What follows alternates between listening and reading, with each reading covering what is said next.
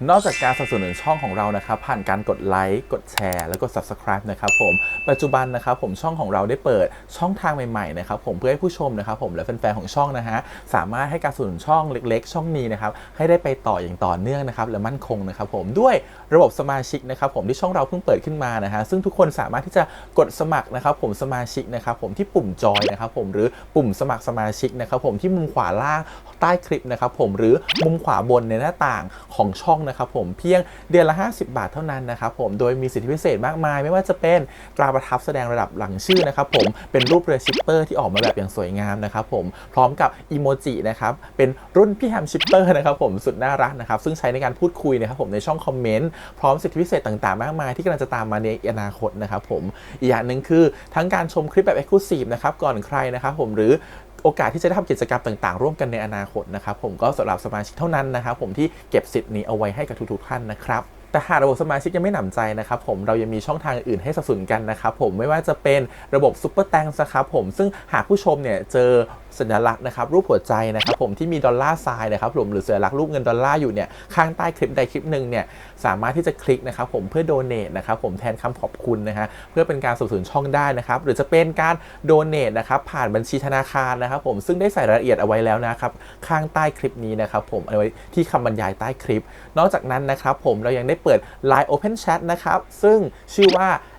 ATS Channel Family นะครับผมก็เลยขอเชิญชาวช่องทุกคนนะครับผมเข้าร่วมห้องแชทได้โดยไม่มีค่าใช้จ่ายใดทั้งสิ้นนะครับผมเอาไว้พูดคุยแลกเปลี่ยนข่าวสารกันนะครับผมในครอบครัวของเราและผมได้จัดทำสติกเกอร์ลายรุ่น Lovely พี่แฮมนะครับชิปเปอร์นะครับเอาไว้เป็นสติกเกอร์ที่ใช้พูดคุยกันด้วยนะครับจะได้ใช้คุยกันในกลุ่มก็น่ารักดีนะครับผมหรือจะเอาไปใช้คุยกับเพื่อนๆส่วนตัวก็ได้นะครับไม่ติดอะไรเลยนะครับผมตั้งใจทำออกมามากๆนะฮะเพียงชุดละ35 บาทเท่านั้นนะครับผมใช้ได้ตลอดชีพนะครับผมก็หวังว่าทั้งหมดนี้นะครับผมจะเป็นเรื่องราวดีๆที่จะเกิดขึ้นกับช่องของเราและชาวช่องของเราทุกคนนะครับผมเพื่อมุ่งหน้าต่อไปสู่ปี 2023 ปีนี้และก้าวต่อไปด้วยกันอย่างมั่นคงนะครับผมอย่าลืมสนับสนุนกันนะครับขอบคุณครับ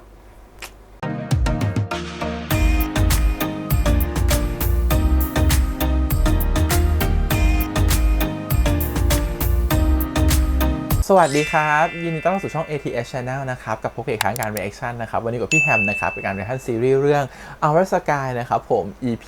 ของเรื่องคาดนะครับผมเป็น EP ที่1และ2เลยต่อเนื่องไปนะครับขอโทษที่หายไป2 สัปดาห์กับเรื่อง Our Sky นะครับเนื่องจากไปท่องเที่ยวมานะครับผมแล้วก็ประสบอุบัติเหตุด้วยนะครับผมที่สวิตเซอร์แลนด์นะครับผมข้อมือซนนะครับผมแล้วก็ไหล่พลิกนะครับตอนนี้ยกไหล่ไม่ได้เลยนะครับผมไปตกจักรยานบนเขามาก็เลยมีปัญหานิดนึงก็ทำให้รู้สึกว่าไม่มีแรงนะครับผมที่จะอัดนะครับก็เลยต้องรีบกลับมาพอถึงเมืองไทยเนี่ยพอเริ่มมีแรงเนี่ยก็ค่อยๆทยอยอัดตามหลังมานะครับผมก็ขอโทษด้วยละกันที่มาช้าหน่อยนะครับโอเคก็เดี๋ยวเรามาดูกันต่อแล้วกันนะครับผมกับ Our Sky เราดูแล้ว2เรื่องเนาะตอนนี้เรื่องที่3แล้วกับเรื่องค่านะครับผม2คนนี้จำได้ไหมครับผม First นะครับผมกับเข้าต่างนะครับผม2คนนี้เสน่ห์แพรวๆมากตอนที่เราดูเรื่องค่าเนาะเดี๋ยวลองมาดูซิว่า2คนนี้พอเป็น Special EP เนี่ยทั้ง1และ2เนี่ยมันจะน่ารักขนาดไหนนะครับผมแต่ก่อนอื่นเลยขอขอบคุณก่อนนะครับผมทาง CMTV ที่อนุญาตทำ reaction ได้นะครับไปชมกันเลยครับผมกับ Our Sky ครับผมคาด EP ที่1ครับไปเลยเรื่องวุ่นวายทั้งหมดจะดูกันต่อยาวๆอีก1 และ 2เลยนะครับผมพักการเรียนอย่างน้อย1 เทอมหรือให้พ้นสภาพการเป็นนักเรียนสุพโลค่ะไว้เจอกันนะเพื่อนพวกมึงแห่กันมาทำไมเนี่ยหนังกูเสร็จแล้วอะกูโคตรชอบเลยนะเว้ยท้องฟ้าเวลาที่ไม่มีอะไรมาบังแบบเนี้ยแต่กูชอบเวลาที่มีมึงอยู่ข้างๆกูมากกว่านะเอ๊ะ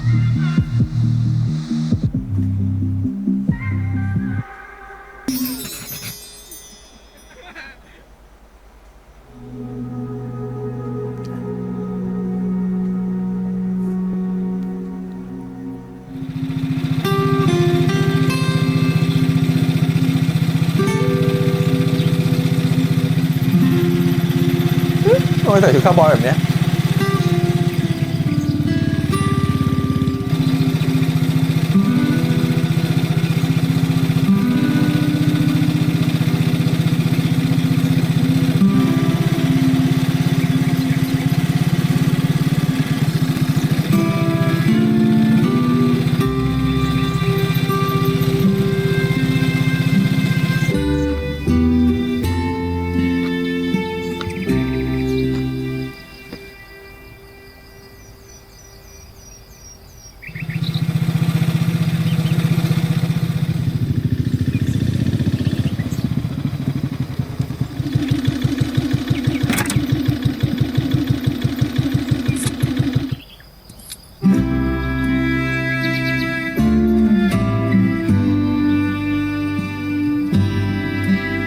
ยังไงนะ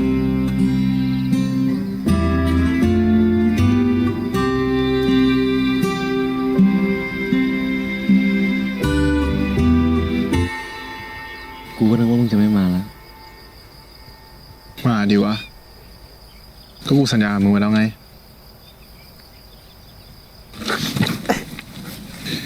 อ่อนวะ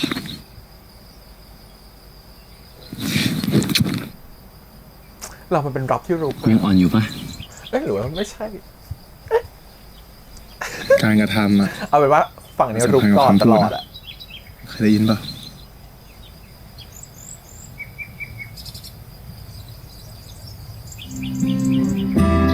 นี่คืออะไรโบ๊กแบงค์เมาเทนหนีเหรอ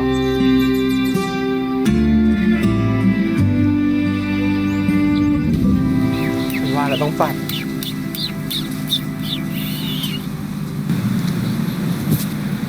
ตื่นแล้วเหรอตัวเล็ก ตัวเล็ก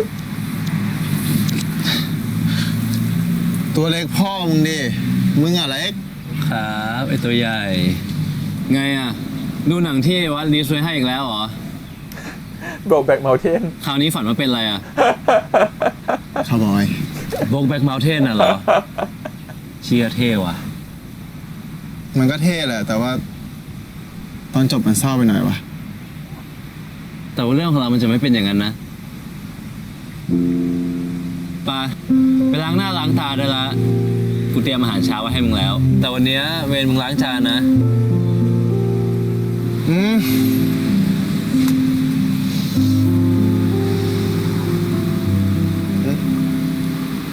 มีอะไร จุ๊บหนึ่งที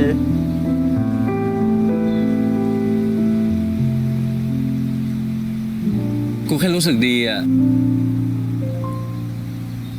ที่เห็นมึงตื่นเป็นคนแรก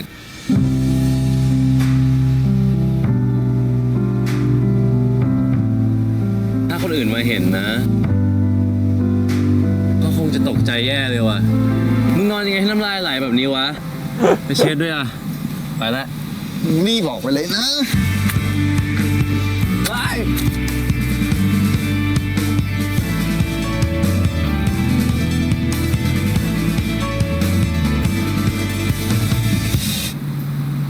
แค่คิดว่าอีก2 สัปดาห์ ผมจะได้ฉลองวันเกิดครั้งแรกกับไอายแฟนผม ผมก็มีความสุขมากๆแล้ว ไอแฟนผม อยากให้ถึงตอนนั้นเร็วๆจัง มึงพระเอกเขาฝันอยากมีที่ดินเป็นของตัวเองใช่ป่ะ แล้วเขาก็อยากอยู่ด้วยกันอย่างมีความสุข แต่น่าเสียดายนะ ที่สุดท้ายมันก็ไม่สมหวังอ่ะ กูว่ามันอาจจะเป็นยุคสมัยนั้นด้วยแหละ มันก็เลยยาก แต่กูก็เห็นด้วยนะ ว่าการมีสถานที่มันสำคัญ แต่กูว่าสิ่งที่มันสำคัญกว่าก็คือพื้นที่ มึง get feel แบบ place กับ space ปะ place คือสิ่งที่มึงสามารถครอบครองได้ แต่ว่า space เนี่ยกูว่ามันเป็น feel แบบพื้นที่ที่มึงอยู่แล้วมึงสบายใจอะ อ๋อ เก็ตละแล้วตอนนี้มึงมีสเปซนั้นยัง มีดิ ก็มึงไง ตรงไหนวะ นู่น ตรงโน้นด้วย อืม แล้วก็ตรงนี้ พอเหอะเลิกดูแล้วไหมเลิกดูแล้วมะ เขื่อนนั่นเองจริงๆอ่ะ ตรงไหนก็ได้เว้ย ที่มีมึงอยู่ ตรงนั้นก็เป็นสเปซที่กูสบายใจหมดแล้ว พูดมาก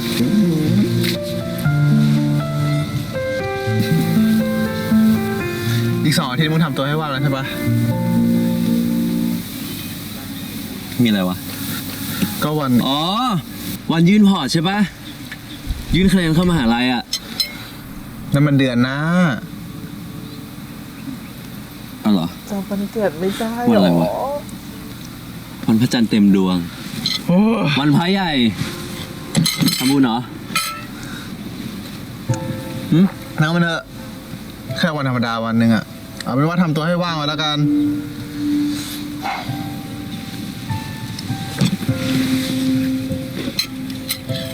เฮ้ยกูยังไม่อิ่มเลย ก็วันนี้เวรกูล้างจานอะ หรือมึงอยากล้างเอง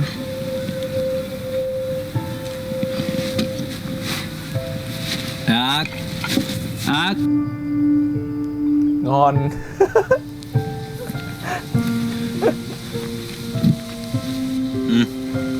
ดื่มซะ จะได้โตไว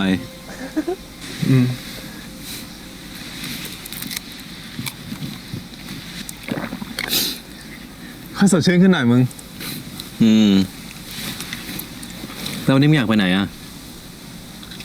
ไอ้อาย ไหนเมื่อคืนเราคุยกันว่าจะไปถ่ายรูปตรงนู้นไง อ๋อเหรอ ก็กูคิดว่ามึงไม่ได้พูดจริงจังไง กูก็เลยไม่ได้คิดว่ามันเป็นแผนของเรา มึงหัดสนใจคนอื่นหน่อยดิวะ แล้วมึงจะแรงเพื่อกูแค่จำไม่ได้นิดหน่อยเองเปล่าวะ ก็จำวันเกิดไม่ได้ ก็มันไม่ควรไง เริ่มงอนแล้ว มึง นะ ควรใส่ใจคนอื่นทุกเรื่องหรือเปล่า แบบมึงอะนะ ที่เที่ยวแคร์คนอื่นไปทั่ว จนตัวเองลำบากเองอะ ไอ้อาย พูดจริงนะเว้ยอะมึงจะไปใส่ใจคนอื่นตลอดเวลาไม่ได้ แล้วอีกอย่างอะการที่มึงใส่ใจคนอื่นโดยที่เขาไม่ได้ร้องขออะมันเป็นการล้ำเส้นนะเว้ย แต่มึงควรใส่ใจคนอื่นเป็นบางเรื่องหรือเปล่าวะ เช่นอะไรอะ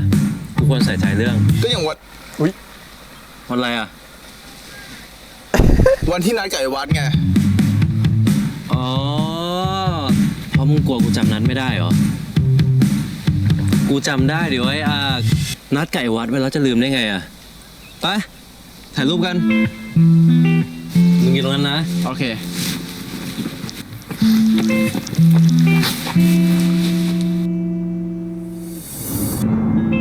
ถึงพวกเราจะสอบจบม .6 กันแล้ว ผมกลับรู้สึกเหมือนว่ายังมีอะไรหลายอย่างที่ผมยังไม่รู้ อย่างน้อยก็เรื่องการเป็นแฟนกับมันละหนึ่ง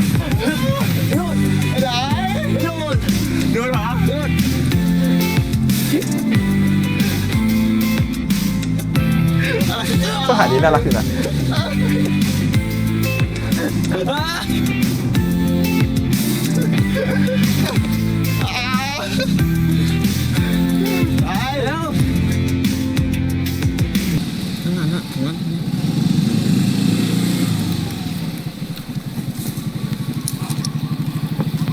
ไปเร็วมึง ทันนะกูไล่บอกไอ้วัดไว้แล้วว่ารถกูเสีย กูก็เลยเอามอไซค์ที่บ้านมาแทน แต่ดีนะที่รู้ว่าเสียตั้งแต่ที่บ้านอ่ะ แต่มาแบบนี้ก็ดีปะ ก็ดีนะ ไม่เสียรถติดอ่ะ แต่ที่ดีเหมือนกันน่ะ ก็คือเมื่อกี้มึงกอดเอวกูซะแน่นเลย กูไม่ได้อยากกอดแต่กูกลัวตก งั้นคราวหลังอ่ะ กูใช้คันนี้เลยดีปะเวลาที่ต้องไปไหนมาไหนกับมึง ได้ดิกูไม่ติดนะ แต่ว่ารอบหน้าเนี่ย กูขอเป็นคนขี่ แล้วมึงก็เป็นคนสอน ได้ดิ ไม่ติดอยู่แล้วไป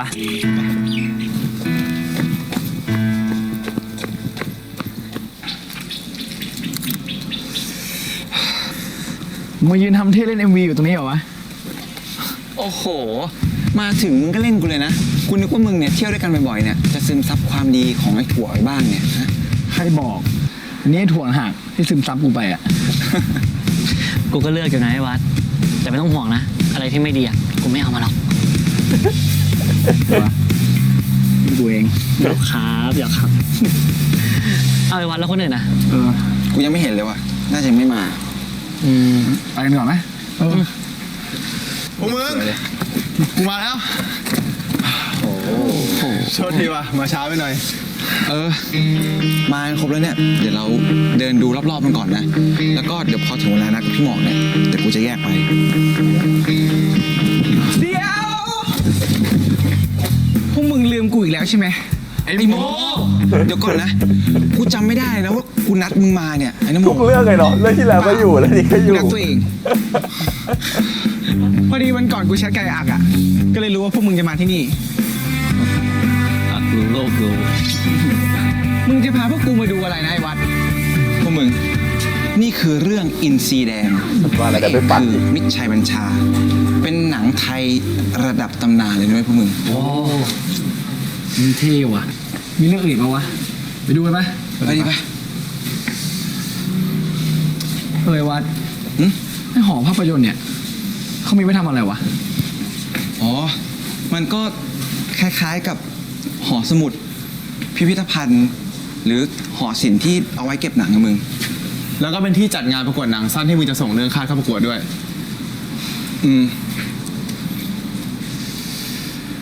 กูตื่นเต้นกว่าพวกมึง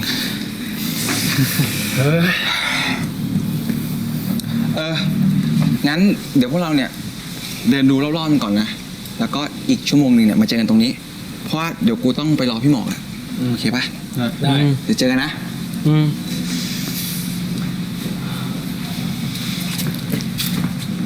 ถั่วไอโมมึงเคยดูเรื่องนี้ปะโคตรเท่อะกูอยากเป็นสักครั้งหนึ่งในชีวิตมึง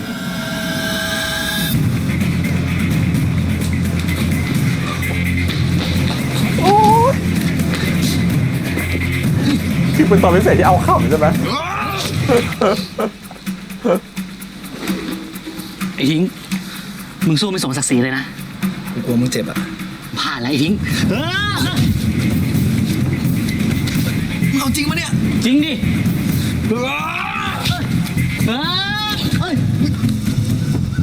เกือบแล้วไหมล่ะ ถ้าล้มลงไปจริงมึงเจ็บแน่ แล้วถ้ากูทำมึงล้มอ่ะ มึงไม่กลัวเจ็บหรอ ไม่อ่ะรู้สึกดีที่กูได้ปกป้องมึงนั่นแหละ อันนี้ใครฝัน เกิด เนี่ย มาให้กูดูแลแบบนี้ก็พอแล้ว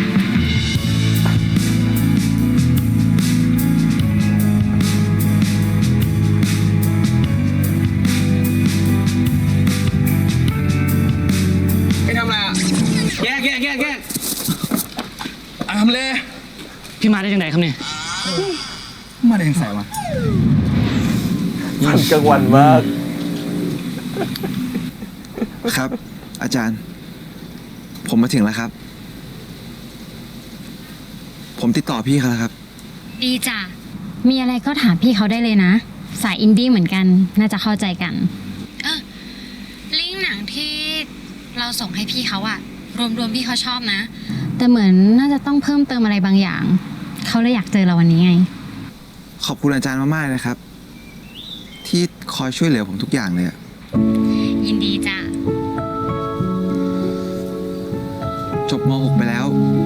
ผมคงไม่ได้เจออาจารย์แล้ว โอ้โห พูดเหมือนเราอยู่ยุค Y2K ติดต่อกันยากอย่างนั้นแหละ ยุคนี้ติดต่อกันง่ายจะตาย ยังไงเดี๋ยวไว้วันประกวดหนังอาจารย์ไปเชียร์นะ ครับ มาให้ได้นะครับ อาจารย์ จ้า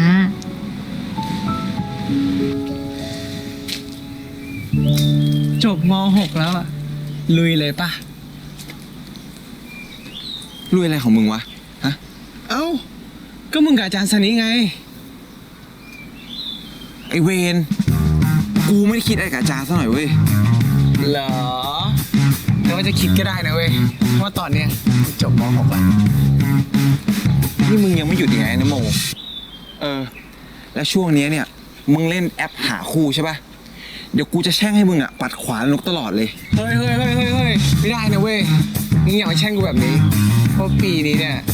กูตั้ง New Year Resolution ว่ากูต้องหาแฟนให้ได้ มึงนี่แซวนิดแซวหน่อยไม่ได้เลยนะ เดี๋ยวกูไปเยี่ยวก่อน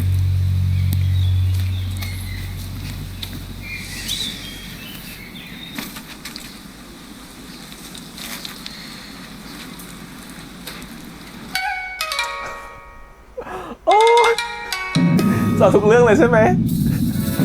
อาจารย์แก่กว่า เราเป็นเด็กหนุ่ม ข้างหลังภาพไปอีก คุณหญิงกิรติ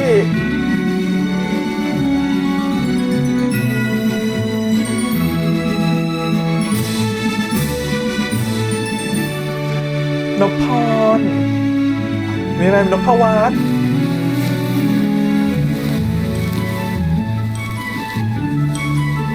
ที่นี่สวยจริงๆนะนพพร ครับ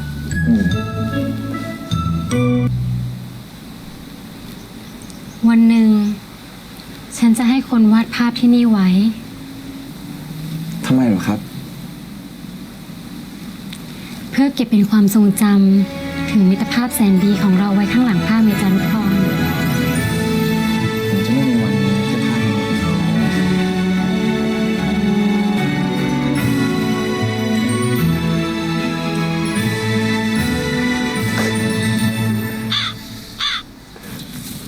ยักษ์ มึง จะรีบเดินไปไหนเนี่ย กูก็เดินของกูปกติป่ะ มึงอะไรเดินช้าเอง มึงจะคุยกันดีๆสักนาทีได้ปะมึงจะประชดทำไมเนี่ย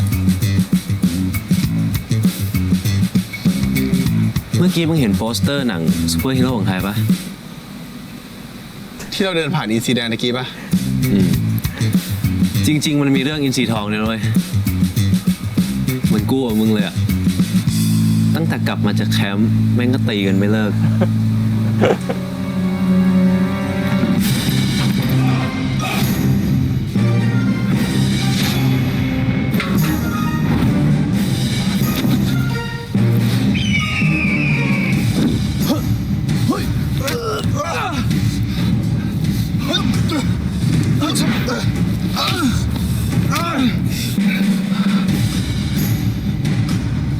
มึงเป็นอะไรของมึงไอ้อินซีทอง กูไม่จำเป็นต้องตอบคำถามไอ้อินซีแดง เดี๋ยว มึงกำลังขี้โกงกูอยู่ มึงก็รู้ว่ากูแพ้สายตาวิ้งวิ้งของมึงแบบนั้นน่ะ ตั้งสติหน่อยดิวะ ไอ้อินซีแดง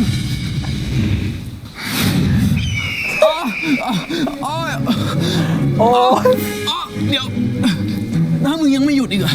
กูจะไม่ทนแล้วนะ ถ้ามึงไม่ทนแล้วมันจะเป็นยังไง ไอ้สีทอง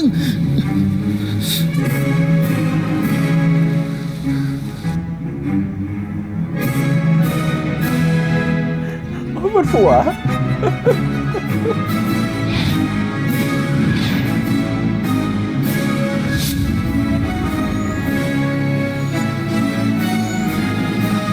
ได้ปะ พี่ว่ามันยังได้อีกว่า ยังไงล่ะครับพี่ หนึ่งเลยคือเนื้อมันยังสั้นไปอ่ะ แล้วพี่รู้สึกว่าสองคือมันเหมือนขาดอะไรบางอย่างไปอ่ะ มันอาจจะเป็นประเด็นที่เป็นได้ทั้งเรื่องส่วนตัวก็ได้ หรือว่าเรื่องส่วนรวมก็ได้ อ๋อ นั่นแหละครับพี่ จริงๆอ่ะ พี่ว่าหนังเราน่าสนใจมากเลยนะ คือถ้าเติมเข้าไปอีกนิดนึงอ่ะ คอนเซ็ปต์มันจะชัดขึ้น แล้วก็อาจจะช่วยแบบว่าเพิ่มโอกาสในการที่จะเข้ารอบลึกๆด้วยไง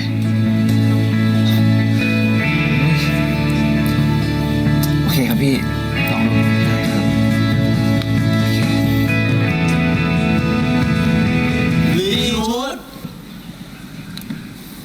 เราต้องถ่ายเพิ่มว่ะ พี่เขาบอกว่าเราต้องเพิ่มประเด็นเข้าไปอ่ะ แล้วพี่เขาให้มึงเพิ่มประเด็นอะไรวะ พี่เขาไม่ได้บอกเลยว่ะ แต่ว่ามันต้องเป็นประเด็นที่เป็นทั้งเรื่องส่วนตัว แล้วก็เรื่องส่วนรวมอ่ะ โจทย์ยากอยู่นะ จริงยากยิ่งกว่าสอบจบม .6 วิชาจาบาลีอีก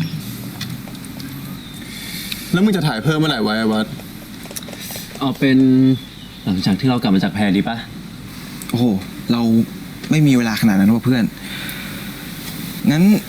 ก็ช่างแม่งไป ส่งประกวดไปแบบนี้แหละ งั้นกูว่าเราถ่ายตอนที่เราไปทริปนี้เลยดีป่ะ เดี๋ยวนะ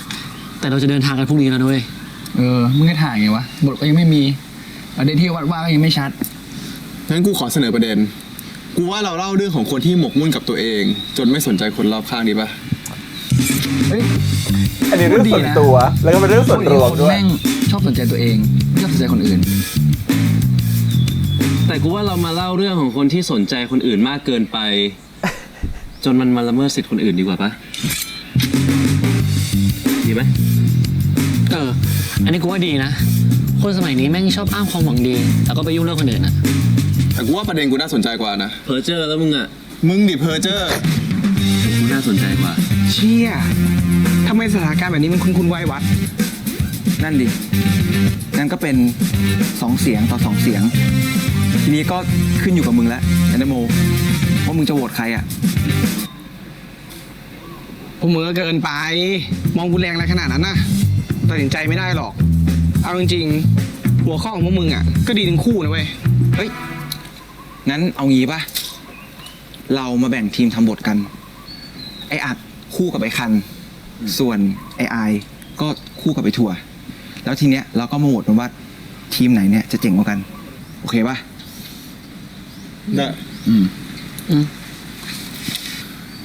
ของกูดีกว่า แต่มึงรอดูบททีมกู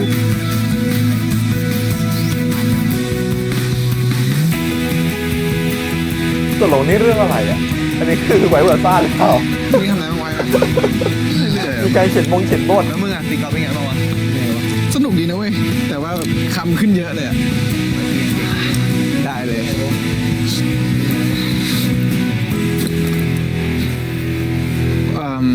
กูเห็นพวกมึงเนี่ยกำลังตีกันอยู่ กำลังแบ่งทีมทำบทกันอยู่ กูขอแบ่งห้องตามนี้แล้วกันนะ ไอ้อัก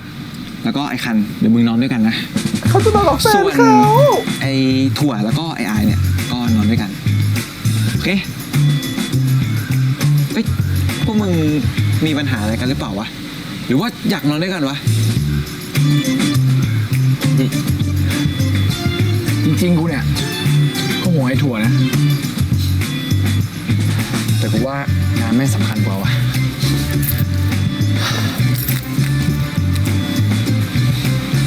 แยกกันมา2 วันไม่เป็นไรมั้ง เดี๋ยวเลิก แต่ไอ้มึงห้ามแต่ต้องไอ้ถั่วนะ กูอะไม่ยุ่งกับแฟนมึงหรอก แต่มึงระวังไว้แล้วกัน ดึกๆอ่ะ จะมีตัวอะไรมาดิ้นข้างๆมึงทำให้มึงตื่นแล้วพอมึงตื่นเช้ามานะ มึงก็จะเห็นภาพน่ากลัวแบบ คนนอนน้ำลายเปื้อนแก้มอ่ะ ระวังไว้แล้วกัน ไอ้ทัวร์คืนนี้มึงก็ทนเอาหน่อยนะ คนที่มึงจะนอนด้วยมันชอบนอนละเมอ แล้วก็พอตกดึกนะ มันจะนอนกลนจนมึงนอนไม่ได้ มึงเตรียมที่อุดหูไว้เลยนะ ขนาดนั้นเลยเหรอ ขนาดนั้นแหละ อย่าไปเชื่อมันในถั่ว ไอ้วัด กูนอนกับมึงเนี่ย จะไม่มีแรงสันโหดเลยไป2 ห้องนี้ใช่ปะ อ่ะออกไป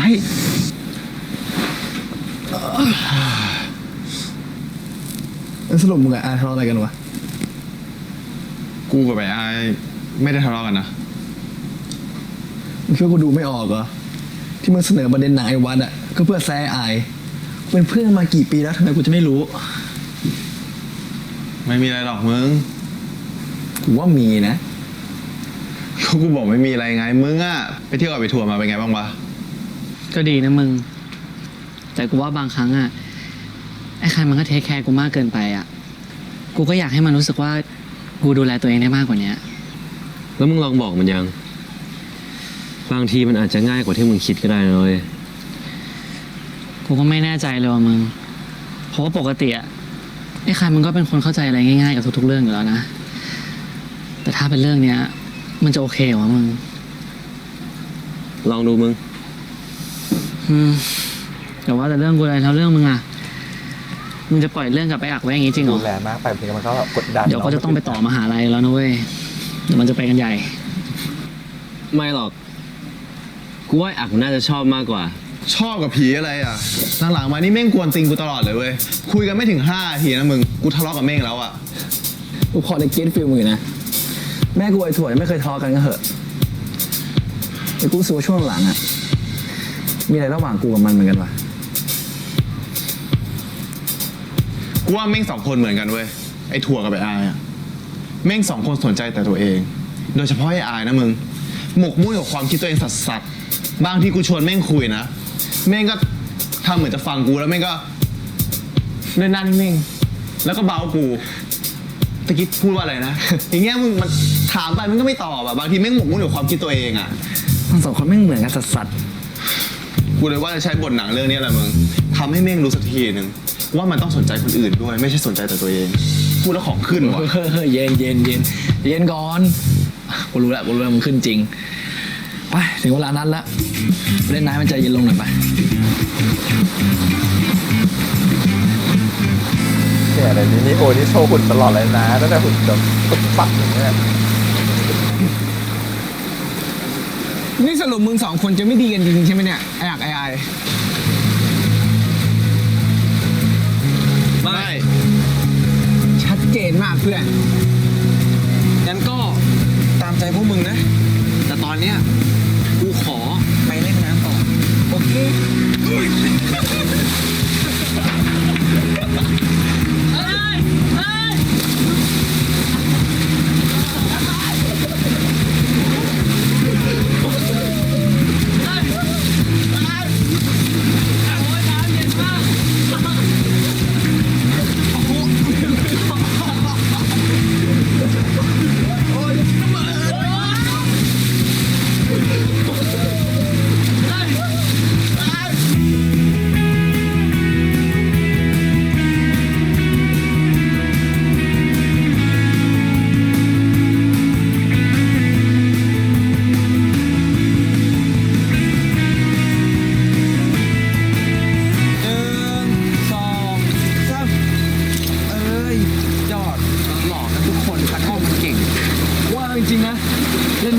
นุกนะไม่เหนื่อยชิบหายกูถ่ายพวกมึงไว้ด้วยนะ เดี๋ยวกูส่งลิงก์ให้ละกันเผื่อพวกมึงจะเก็บเอาไว้ดูอะ แต่น่าเสียดายนะไอ้วัดที่ในเฟรมไม่มีรูปมึงอ่ะเขาวหน้ามึงตั้งกล้องแล้วมาถ่ายรูปด้วยกันดิ ใช่ดิ แต่มึงก็รู้ไม่ใช่เหรอวะ ถ้าตรงไหนไม่มีกูเนี่ยแสดงว่ากูอะเป็นคนถ่าย กูรู้แต่กูก็อยากให้ในเฟรมมีรูปมึงด้วยไง ก็มึงอย่าบิ้วดิวะจบม .6 แล้วอ่ะกูไม่รู้ว่าจะได้เจอพวกมึงอีกไหมเดี๋ยวพวกมึงเข้ามหาลัยมีเพื่อนใหม่พวกมึงจะลืมกูวะลืมเชี่ยล้อเล่นพวกเราแม่งไม่มีทางลืมกันหรอกเว้ย ไอ้วัด แล้วหนังที่มึงส่งเข้าประกวดอ่ะเขาประกาศผลเลยปะ เห็นว่างั้นนะ กูว่ายังไงหนังมึงอ่ะก็ได้รางวัลไว้ไอ้วัด กูไม่รู้เลยว่ะแต่ได้ก็ดี แต่กูก็ไม่ได้คาดหวังอยู่แล้วอ่ะ กูขอแค่ให้หนังที่กูทำเนี่ย มีคนดู แล้วก็เข้าใจก็พอแล้วว่ะ กูว่ามึงเตรียมงานฉลองรับรางวัลเลยดีกว่าไอ้วัดมึงได้อยู่แล้ว กูเลยนะ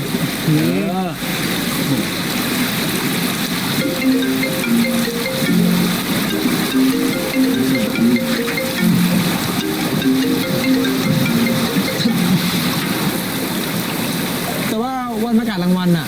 เป็นวันเดียวกับวันเกิดไอ้อักไม่ใช่เหรอวะงั้นเอางี้ไหมวันนั้นน่ะแล้วทั้งฉลองวันเกิดไอ้อักแล้วฉลองที่ไหนไอ้วัดได้รางวัล เดี๋ยวก่อน หนังกูเนี่ยยังไม่ได้รางวัลเว้ย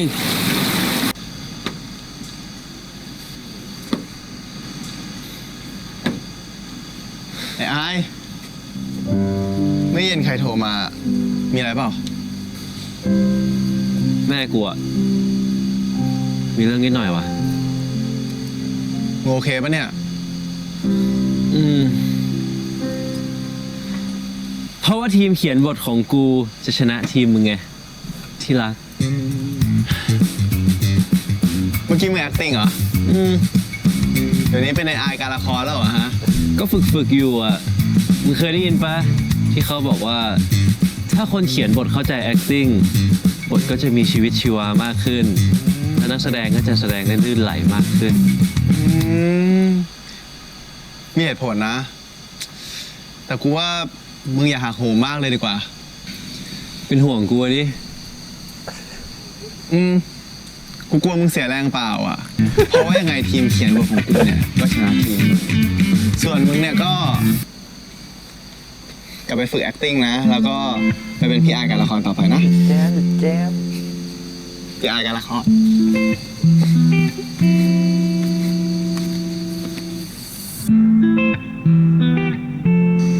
นี่ไงมึงกูเจอละ พวกที่ไม่สนใจอะไรเลยเขาเรียกว่า ignorant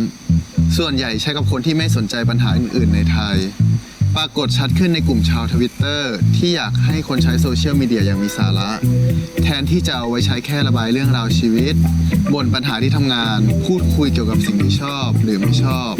บอกเล่าสิ่งที่อยู่ในใจอย่างไร้ขอบเขต วันนี้กูเคยเป็นนะมึงแต่ว่ากูมาหลังๆอ่ะว่าแม่งเข้าโซเชียลแล้วรู้สึกแม่งเครียดกว่าเดิมอีกว่ะ จริงว่ะนี่กูเห็นด้วย แต่กูว่าไอ้ถั่วไอ้อายอ่ะมันก็ทำเพื่อส่วนรวมด้วยไม่ได้หมกมุ่นกับเรื่องตัวเองขนาดนั้นปะวะ กูรู้นะไอ้คันกูก็ไม่ได้เขียนบทหนังเพื่อด่าพวกมันอย่างเดียว คือถ้ากูทำงั้นอ่ะกูก็ดูแบบใช้อารมณ์ส่วนตัวดี กูอยากพูดเรื่องภาพรวมเว้ยคนต่อ กูชอบคนที่เขียนมามึง เรื่องบางเรื่องมันเอามา over PC ไม่ได้ แกจะหาโลกที่มันอุดมคติ แกก็รอไปอีกสัก 5,000-6,000 ปีแล้วกันนะ เป็นกำลังใจให้ ยังเดือด นี่แต่กูชอบอันนี้เว้ย อ่านแล้วแบบ เฮ้ยก็จริงของเขาอ่ะ เขาบอกว่า ความมหัศจรรย์ของชาวเน็ต บางพวกก็คือ PC จนโอเวอร์ จนกูอยากรู้ว่าในชีวิตเขาอ่ะ เคยพอใจกับอะไรบ้างไหม แล้วก็มีคนมาโค้ดไปว่า จ้า โอเวอร์ PC จ้า อีโก้สูงจนมองไม่เห็นความผิดตัวเองแหละ มันทันกันดีเนาะ มึงว่า คนที่แบบใส่ใจคนอื่นมากไป จนแบบเขาเผลอไป PC ทุกสิ่งทุกอย่าง เขาจะมีความสุขเปล่าวะ กูว่ามันก็ไม่ผิดนะ ก็เหมือนมึงที่เคยพีซีโรงเรียน แล้วก็มาคุยกับกูอะบางครั้ง มันก็นำไปสู่การเปลี่ยนแปลงที่ดีขึ้นไหมวะ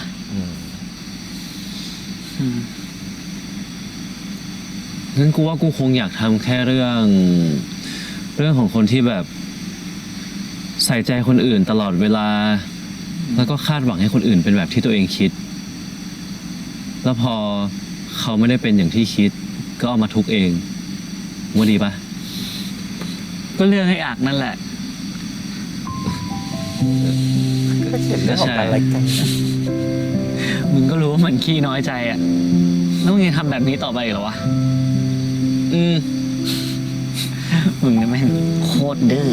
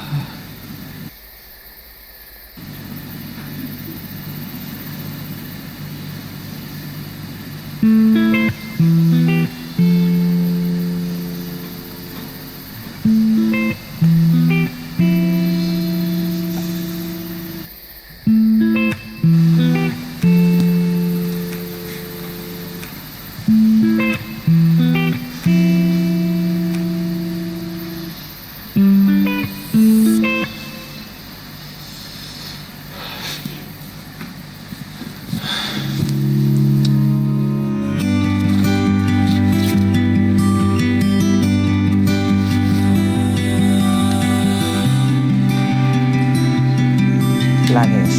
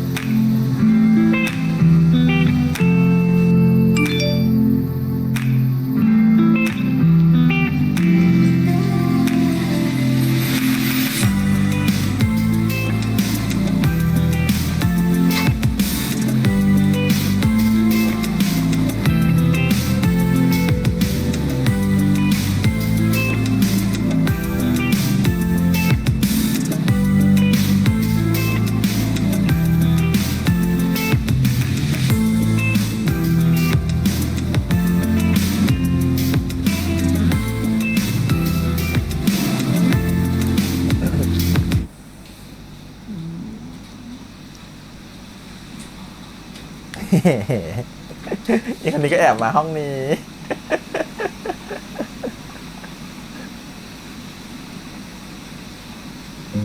Rio Square Resort ใช่ไหม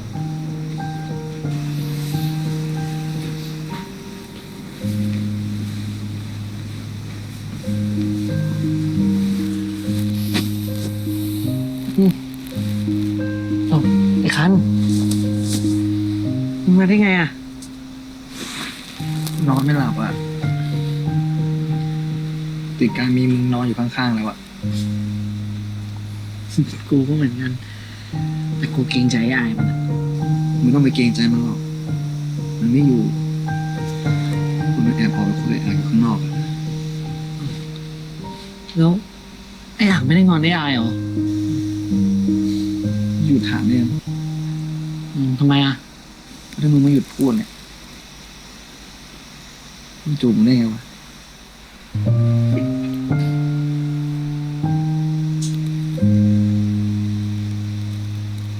ก นี้เพอร์เฟกต์ทั้งคู่มากเลย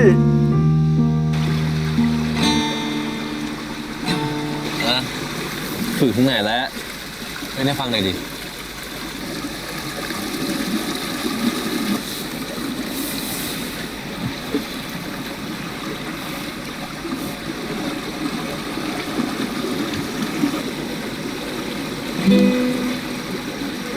มันต้องเริ่มที่คอร์ดซี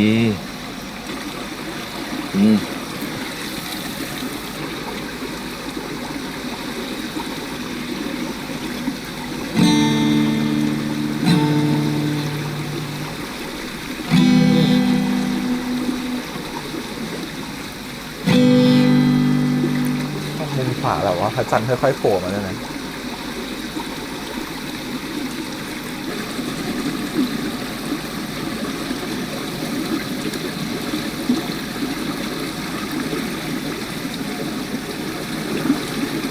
กูถามมึงจริงๆนะ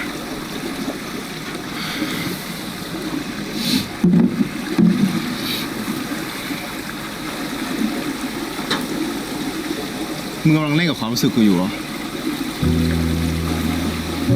อะไร เดี๋ยวมึงก็มายั่วโมโหกู เดี๋ยวมึงก็มาทำให้กูรู้สึกดีตกลงมึงอยากให้กูรักหรืออยากให้กูเกลียดมึงกันแน่วะ ก็ต้องรักดิ มึงเป็นแฟนกูนะเว้ย แล้วทำไมมึงชอบมายั่วโมโหกูอะแล้วเวลาที่กูส่งไลน์ไปอะทำไมมึงชอบดอกไลน์แล้วก็ไม่ตอบ เวลาที่กูต้องการใส่ใจจากมึงอะมึงก็ติดเกมจนไม่สนใจกู แล้วมึงจะขุดเรื่องเก่าๆมาทำไมเนี่ย มึงเปลี่ยนไปนะ มึงรู้ตัวปะ กูเนี่ยเดิมๆเลยอัก ต้องให้กูบอกว่ามึงเปลี่ยนไปตรงไหนบ้างอะ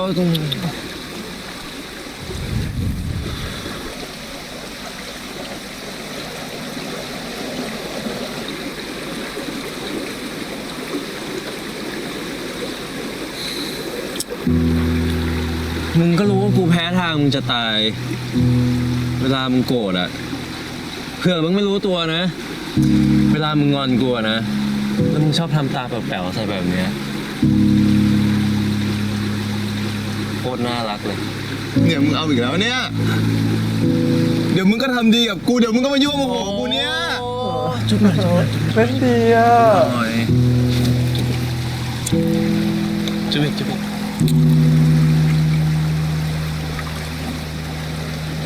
หายงอนยัง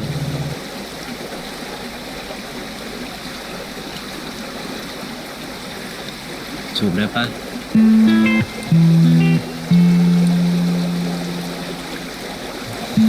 ใครห้ามเลยอะ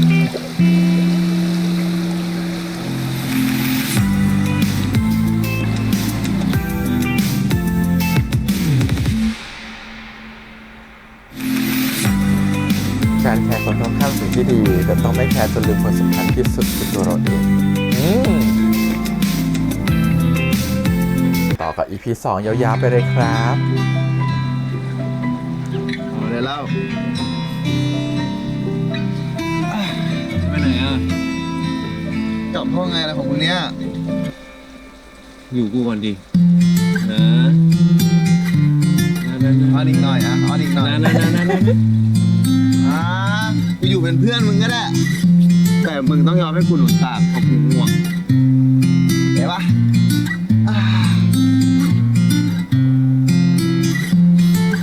เมื่อกี้มึงว่าไงนะ ทำไมอะมึงไม่ให้กูนอนหนุนตากเหรอ หนุนตักกับกูให้ แต่มึงบอกว่ามึงอยู่เป็นอะไรนะ เป็นเพื่อน เป็นแฟน พูดผิดไหม เพื่อนบ้านมึงเขาจูบกันแบบนี้เหรอ พูดอีกทีนี้กูกับมึงเป็นอะไรกัน เป็นอะไรดีอะเป็นเพื่อนความ ยังไม่ตอบกูอีก เป็นแฟนก็ได้พอใจยัง โอเค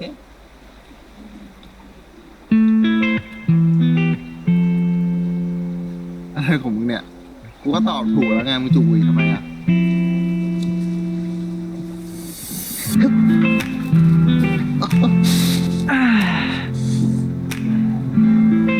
กี้กูไม่ได้ทำโทษ แต่กูทำหน้าที่ในฐานะแฟนมึงไง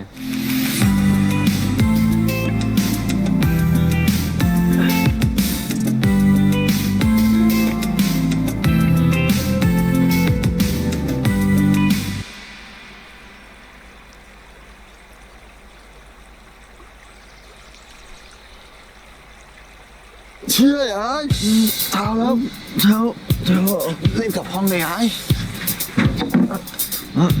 เฮ้ยกีตาร์กู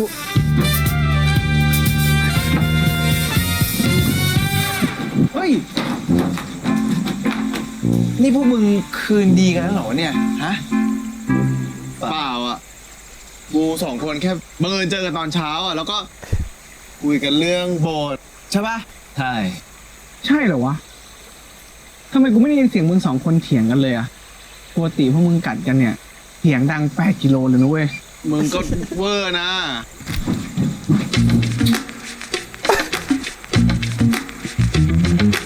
ไอ้คันลืมมือถือ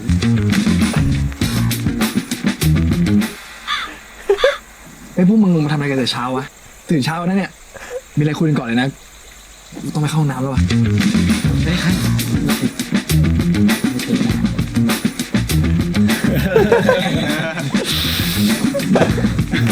ไอ้คาน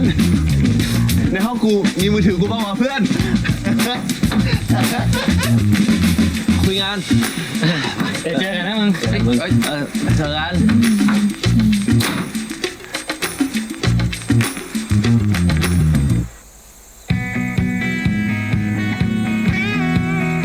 เป็นไงวะไอ้วัดมึงจะเลือกของทีมไหน ว่ากูจะเลือกกู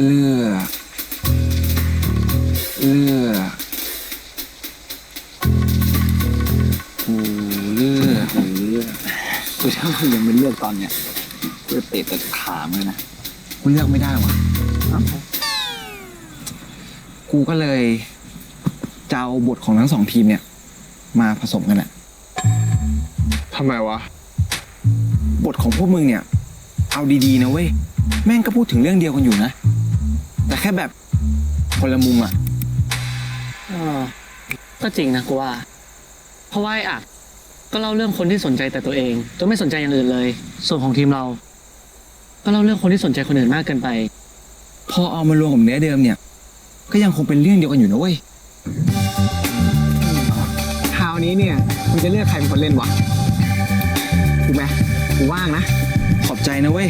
แต่กูอยากได้คนที่อินกับประเด็นนี้มากกว่าวะ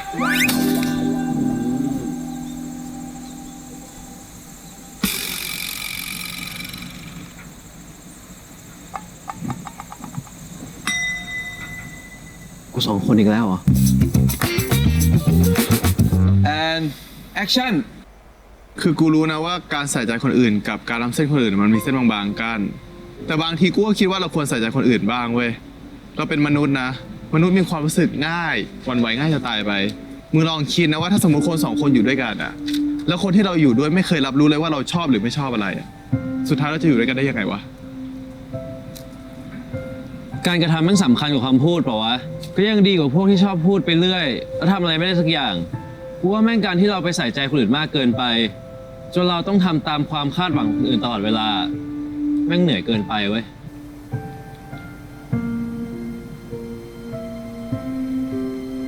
บางทีไม่ต้องใส่ใจใครก็ได้นะมันต้องแค่ใส่ใจคนที่อยู่ข้างๆก็พอ ไม่ต้องใส่ใจคนอื่นมากเกินไปหรอก ใส่ใจคนที่สำคัญก็พอ ถ้ายังรู้สึกดีต่อกัน ขอให้มึงสองคนกอดกันแน่นๆนะ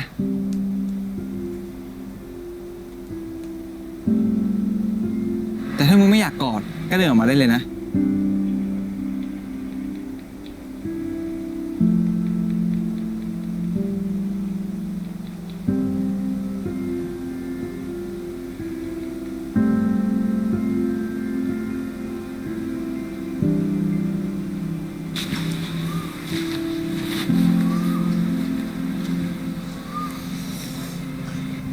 นักศึกษาที่มีคะแนน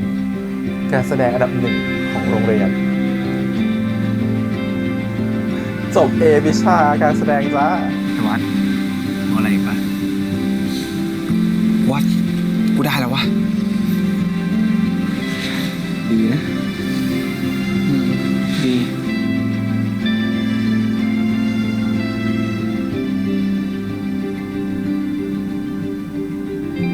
ครับ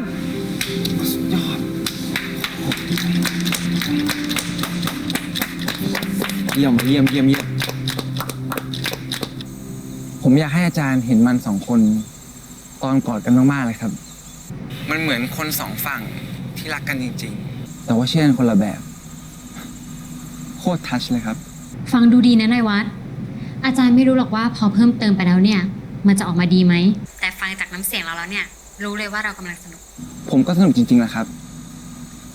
ไว้เดี๋ยวผมตัดต่อเสร็จแล้วเนี่ย จะส่งให้อาจารย์ดูนะครับ ได้เลยจ้ะ แล้วเราไม่เปลี่ยนใจแล้วใช่ไหมเรื่องเรียน ผมไม่เปลี่ยนแล้วล่ะครับ แล้วที่บ้านว่ายังไงบ้าง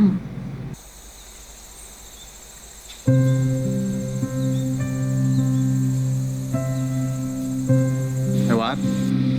มึงจะเอาไงต่อวะ อาจารย์สนิทบอกว่า ก็ไม่เห็นเป็นไร ถ้าไม่ใช่ก็แค่เริ่มใหม่อะถ้าเรายังมีหวังอะเราก็เริ่มต้นใหม่ได้เสมอละ จริง จะว่าไปนะ6 ปีมันผ่านไปไวเหมือนกันเนาะแต่แป๊บมันก็จบแล้วตอนกูเรียนอยู่นะกูนั่งคิดอยู่ทุกวันว่าเมื่อไหร่กูจะจบกูได้ใส่ชุดนักศึกษาเท่ๆแต่พอเรียนจบมาจริงๆอ่ะแม่งโคตรโหงเลยว่ะ กูก็เหมือนกัน แต่เอาจริงๆนะ ถ้ากูไม่มีพวกมึงอ่ะ กูก็ไม่รู้ว่ากูจะผ่านมาถึงตรงนี้ได้ยังไงเหมือนกันวะ ขอบคุณพวกมึงมากนะเว้ย ไม่ต้องขอบคุณกูหรอกมึงก็ช่วยดึงกูไว้เหมือนกันน่ะแม้นกูแม่งไปไหนตอนไหนละ กูขอบคุณพวกมึงมากเลยนะเว้ยที่มาช่วยหนังกูอะทั้งที่พวกมึง2 ตัวเนี่ยโคตรจะเกลียดหนังอินดี้เลยวะ ไอ้วัดกูไม่เคยบอกว่ากูเกลียดหนังอินดี้เว้ย กูแค่เคยไม่ชอบ พอกูเริ่มเก็ตฟิลหนังอินดี้อ่ะ กูว่ามันก็โอเคนะ กูว่าการที่คนเราเกลียดหรือกลัวอะไรสักอย่างนึงอะเพราะเราอะแม่งไม่ได้เข้าใจมันจริงๆอะ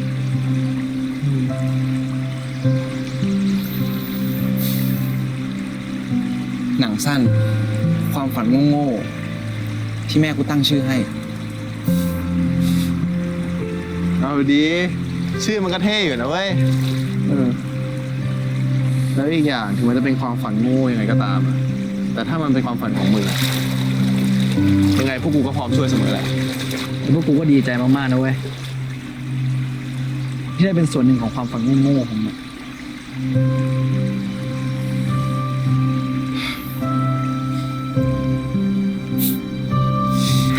พวกมึงนี่แม่งกำลังจะทำให้ลุกหล่อเท่ของกูเนี่ยเสียทรงเลยนะเว้ย ไอ้ลูกหล่อเท่ของมึงอะแม่งหมดตั้งแต่มึงอะมันนั่งจ่อยเป็นหมาหงอยอยู่คนเดียวแล้วเนี่ย มาจ่อยเลยเหรอ หมาหงอย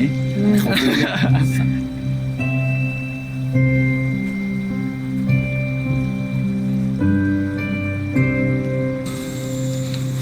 อ่ะ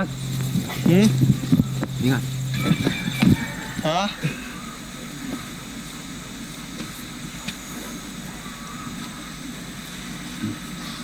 ใส่ซะ หนูจะขายของอีกเหรอลูก เท่ากัน ไปไหน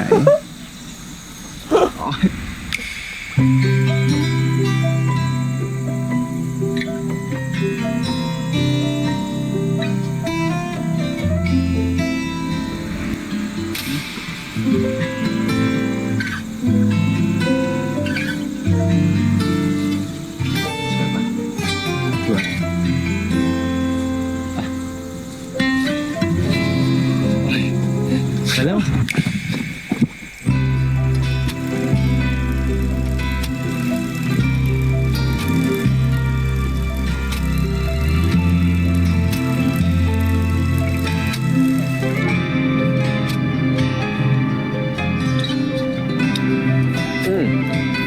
กูคุยกับแม่แล้วนะ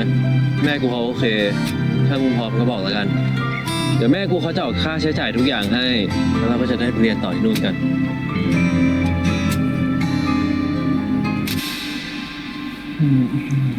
กูว่า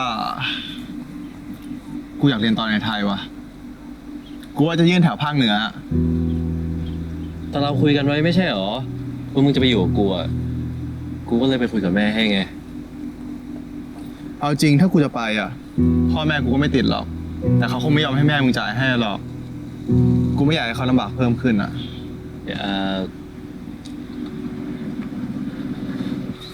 มึงไปเถอะ มึงไปที่มึงอยากไปนั่นแหละ ไม่ต้องห่วงกูหรอก ใช่กูจริงอ่ะ มึงไปเลยไม่ต้องห่วงกูไปไหม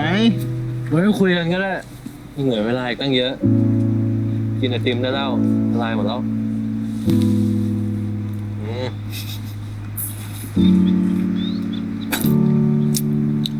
ปาก ปากมึงกันเลย มึงมาเช็ดให้กูเลยนะ ไม่ใช่เลยเช็ดอ่ะ ปากเช็ด งั้นต้องไปอีกนะ มันจะอะไรกันนักกันหนาวจะเกิดเรื่องเกิดราวมาแล้วนะ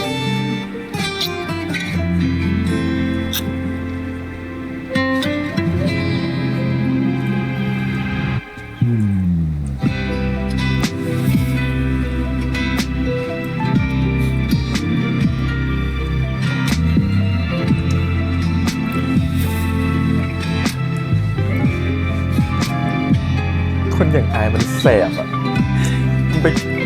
มันทำให้แบบว่าใจของอักมันแบบว่าไม่อยู่กันในกับตัว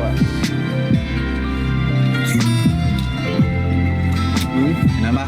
สะพานขาด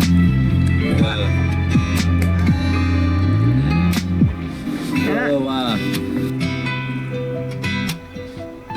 เป็นอะไรของมึงเนี่ย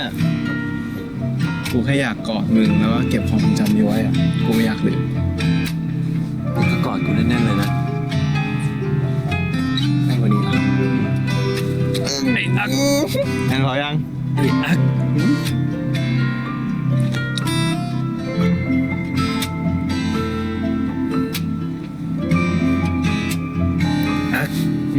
มีดาวด้วย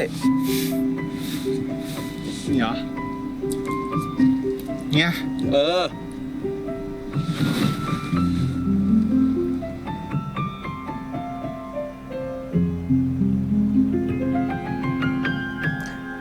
ละเทะมากพอไอติมจะเยิ้มไม่เยิ้ม มึงยังเจ็บอยู่ปะไหนดูดิ มึงไม่ต้องเทคแคร์กูดีขนาดนี้ก็ได้ มึงไม่ชอบเหรอ เปล่า กูชอบ แต่แค่บางครั้งกูรู้สึกอึดอัดนิดหน่อยอะ มึงไม่ชอบที่กูดูแลเทคแคร์มึง ได้ตั้งจากเนี้ยกูพยายามทำตัวไม่ให้มึงรำคาญแล้ว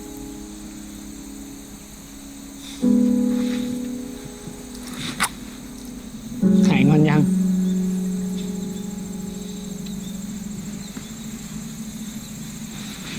มั่วมั่วมั่วประมาณนี้นะ มึงแม่งไม่ได้เลยวะวันนี้สาธิตให้ดู โอ้ยพอแล้วคันพอแล้ว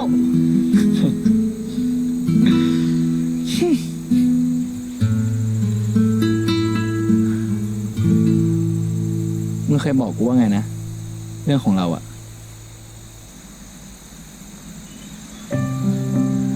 ว่า อนาคตจะเป็นยังไงอ่ะ ไม่ต้องสนใจของมึงแค่เรามีกันและกันตอนนี้กูว่าก็ดีมากแล้ว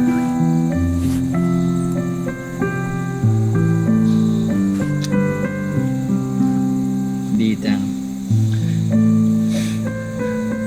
ผมไม่อยากกลับเลยวะ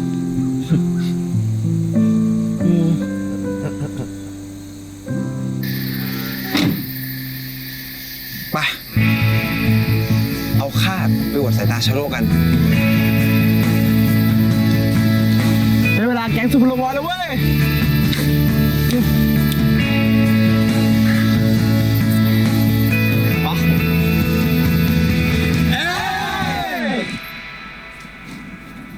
แฮปปี้เบิร์ดเดย์นะเพื่อนรัก แฮปปี้เบิร์ดเดย์นะ ขอบคุณนะเว้ย ไอ้ตัวแต่คำแฮปปี้เบิร์ดเดย์ของเราอะมันจะเป็นมีความหมายอะไรวะ มันต้องคำแฮปปี้เบิร์ดเดย์จากใครบางคนมั้งวะ เออ อันนี้อายแฮปอะไรมึงอะอวยพรมึงยัง ก็ทั่วๆไปแหละมึง พวงกับใหญ่มาแล้วทุกคน เป็นยังไงวะเนี่ยวัดหายตื่นเต้นยัง หายตื่นเต้นก็บ้าแล้ว ตื่นเต้นหนักกว่าเดิมเลยเนี่ย เฮ้ยพวกมึงอย่าลืมนะเว้ยว่าวันเนี้ยพวกเราจะฉลองทั้งวันเกิดไอ้อัดแล้วก็ฉลองที่หนังได้รางวัลจัดเต็มนะเว้ยวันเนี้ยใครไม่กินนะมึงนะ เฮ้ย อาจารย์สนิมาแล้วว่ะ เดี๋ยวกูไปรับก่อนนะ ครับเป็นแผนวัด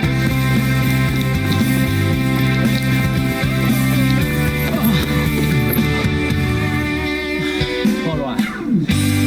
ต้องให้แม่มา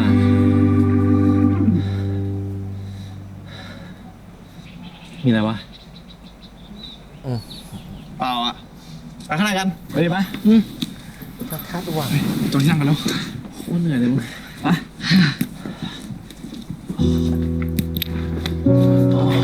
ได้หรือเขาแกล้งเราหรือเขาแกล้งจำไม่ได้ คืนนี้เขาจะมีงานปาร์ตี้ฉลองที่วัดได้รางวัลอ่ะแล้วก็ เชี่ย กูลืมเลยอะกูนัดกับแม่ไปแล้วด้วย แล้วก็ต้องคุยเรื่องเข้ามหาลัยทำไงดีอะ ก็ถ้ามึงมีธุระก็มึงไปก่อนก็ได้ แต่มึงลองหาเหตุผลบอกไอ้วัดแล้วกันกูว่าไอ้วัดเป็นคนมีเหตุผลนะ ได้มึง โอเค เฮ้ยอยากกูจะคุยเรื่องเพลงของเราอะกูขอเลื่อนไปก่อนได้ป่าวะ ไว้กูว่างค่อยมาแต่งกันต่อนะ ได้ดิ ถ้ามึงมีธุระก็มึงไปจัดการก่อนก็ได้ เรื่องกู มันเมื่อไหร่ก็ได้อยู่แล้วแหละ เชี่ยแฟนโคตรน่ารักเลยว่ะอะ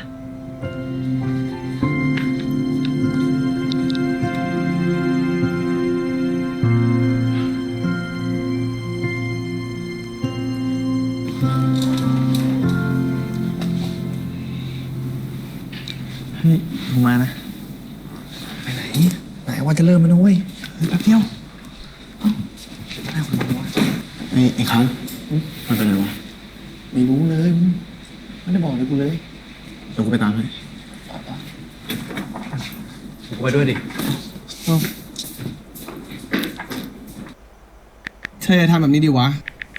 มีอะไรมาคุยกันก่อนได้ไหมวะ เราไม่โอเคนะเว้ย ถ้าจะบอกเลิกกันทางแชทแบบนี้ มาคุยกันก่อนดิ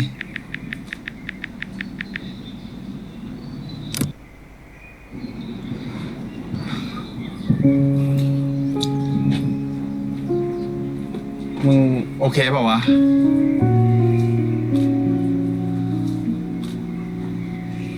วันเนี้ยกูคุยนานสุดแล้วเว้ย3 วันแม่งบอกเลิกกูก็บล็อกไลน์กูไปเลย ไม่พูดจากันสักคำ 3 วัน กูว่า มึงลองปล่อยผ่านไปดีไหม มันไม่ง่ายงั้นดิมึง กูโดนย้ำจุดเดิมซ้ำๆจนกูหมดความมั่นใจแล้วเนี่ย สงสัยกูไม่มีในเก่งเหมือนมึงมั้ง จริงๆ กูว่ากูก็ไม่ได้ดีอะไรนะมึง กูก็เคยทำเรื่องแย่ๆมา แต่กูว่าสิ่งสำคัญมันคือการที่มึงจะใช้ชีวิตอยู่ท่ามกลางสายตาของคนที่เกลียดมึงไว้ยกูรู้ว่ามันยาก แต่มึงก็ต้องทำให้ได้นะ พูดดีว่ะ ไอ้อาย ก็มึงพูดดี กูต้องให้รางวัลดิ ทำไมกูรู้สึกกูเป็นส่วนเกินเลยวะ ไปมึงไม่ต้องสนใจมันหรอกไปดูหนังไว้กันดีกว่าปะ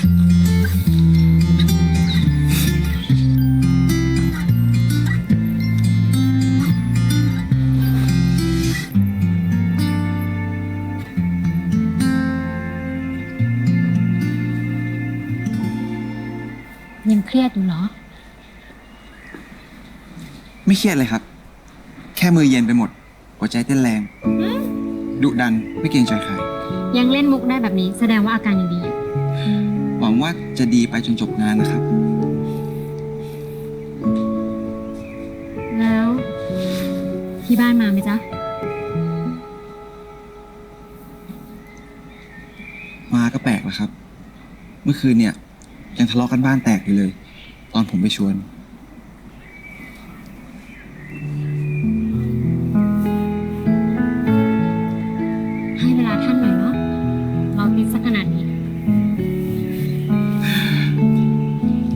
เข้าไปข้างในกันดีกว่าครับ พวกไอ้อักเนี่ยจองที่ไว้ให้แล้ว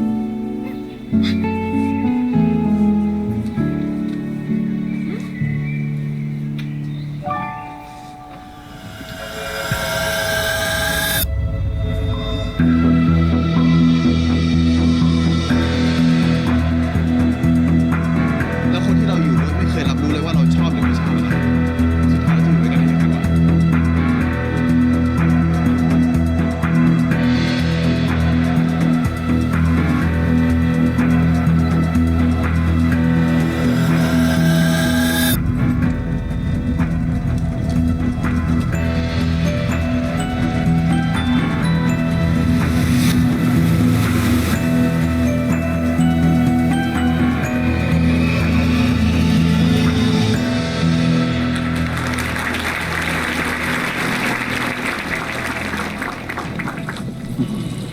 เป็นไงวะไอ้วัด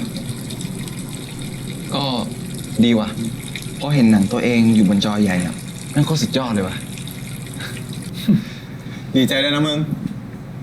เป็นบ้างวะ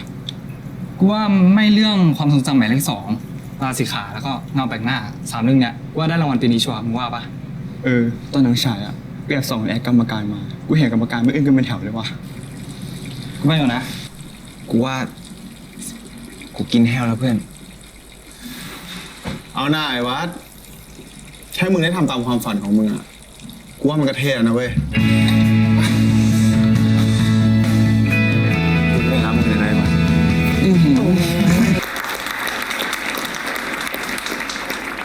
แล้วตอนนี้นะคะก็มาถึงเวลาสำคัญที่จะได้ประกาศผลรางวัล ภาพยนตร์สั้น ระดับมัธยมศึกษาตอนปลาย ประเภทไม่เกิน 30 นาที รางวัลชมเชยในปีนี้นะคะ มีทั้งหมด 2 รางวัลค่ะ และรางวัลแรก ได้แก่ภาพยนตร์สั้น เรื่อง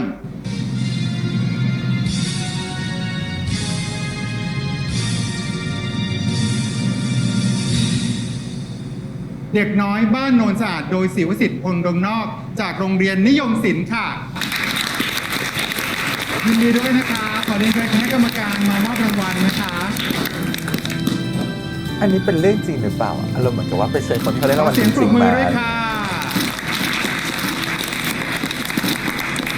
ขอบคุณให้คณะกรรมการนะคะ ยินดีกับน้องด้วยนะคะ แล้วก็มากล่าวอะไรสักเล็กน้อยสำหรับการได้รางวัลในวันนี้ค่ะ ไอ้วัดกูว่าเรื่องสุดท้ายอะต้องของมึงแล้วแหละ และสำหรับรางวัลชมเชยรางวัลสุดท้าย ได้แก่ภาพยนตร์สั้นเรื่อง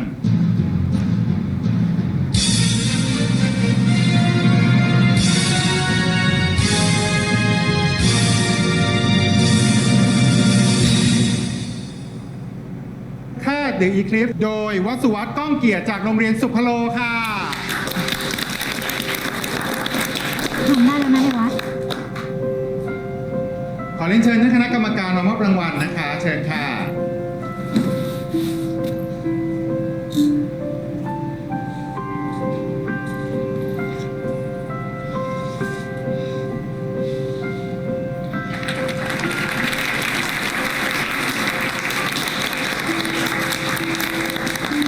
ยินดีด้วยนะคะ ขอบคุณท่านคณะกรรมการนะคะ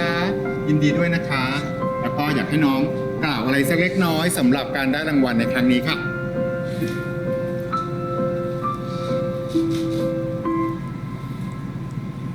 นี่เป็นหนังสั้นเรื่องแรกของผม ขอโทษครับ ของพวกเรา มันเป็นเรื่องที่พวกเราต้องเจอกับมันจริงๆ ขอบคุณเพื่อนๆทุกคนที่คอยช่วยเหลือผมมาตลอด ขอบคุณอาจารย์ที่ปรึกษา อาจารย์สนิถ้าอาจารย์ไม่ถามผมวันนั้นเนี่ย ผมคงไม่มาถึงวันนี้แล้วครับ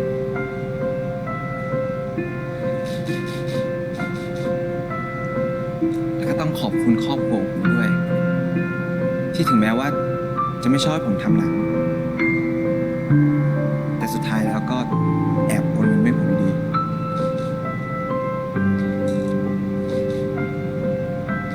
ขอบคุณครับ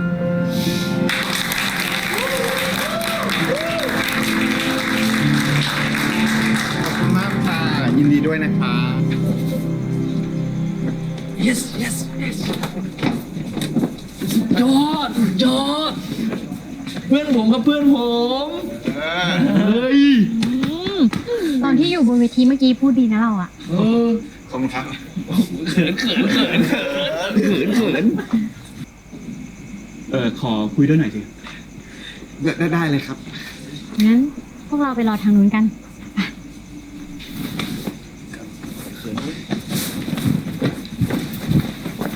หนังเราอ่ะถึงจะไม่ค่อยสมบูรณ์แบบเท่าไหร่ แต่พี่ว่าพี่เห็นพลังแล้วก็ความจริงใจอยู่ในนั้นนะ ขอบคุณครับทำหนังต่อไปนะ อย่าทิ้งนะ ครับ หนังแนวเราอ่ะ มันทำให้พี่อยากแนะนำเรากับคนทำหนังอีกคนหนึ่งนะ พี่นัทผมเป็นแฟนคลับพี่เขาเลยครับ นี่หน้าล่ะ ผมดูหนังคุณอ่ะ แล้วผมนึกถึงหนังเขานะ เอางี้ เดี๋ยวผมไปเกรินเป็นนัดไว้ให้ แล้วคุณก็ลองติดต่อเขาไปนะ ผมคิดว่าคุณกับนัดควรรู้จักกันไป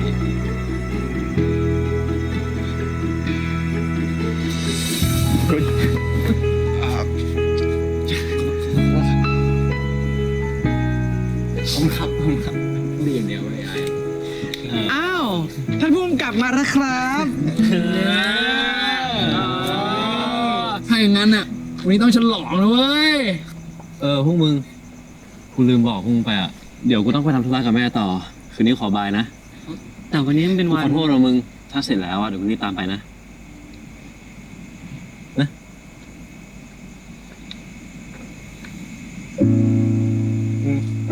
มึงรีบไปหาแม่ครับ โอเคเจอกันมึง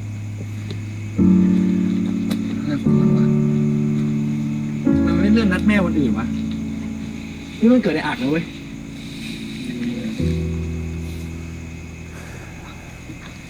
ไปชวนให้วันเดี๋ยวเว้ยมาเล่นกันโอ้โหเฮ้ยกินงี้เล่นหน้าเอาไปเล่นด้วยดิ ได้กูว่าเนี่ยแผนมึงว่าจะเอามึงเป็นตัวหลักเลยเว้ย ต้องขอบคุณอาจารย์จริงๆครับไอ้อัดเอาอะไรเพิ่มปะเดี๋ยวกูสั่งเพิ่มให้ ไม่เป็นไรมึงไม่ต้องห่วงกูหรอก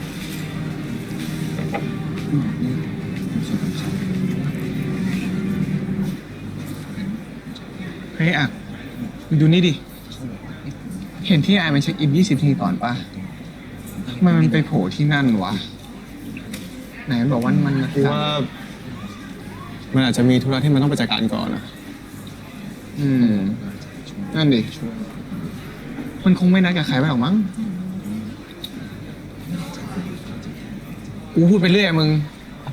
มันคงไม่ทำแบบนั้นกับมึงหรอก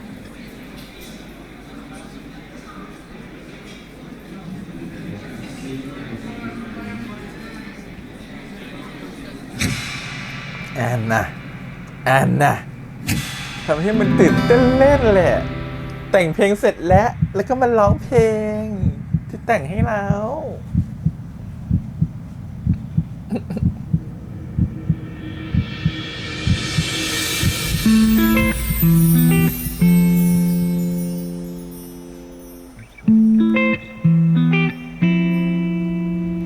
ตอนนี้เธอคิดถึงใครต่อไปที่อยากรู้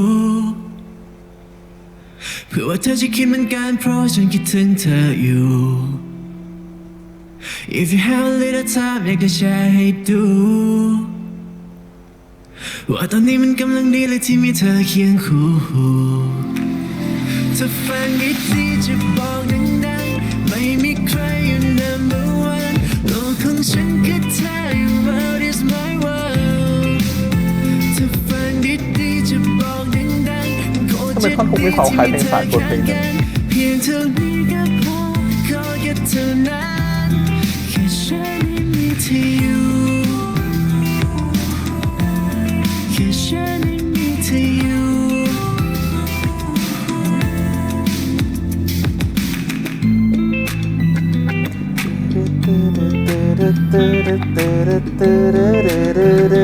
เนี่ยเพลงสากลเพลงนี้จำชื่อเพลงไม่ได้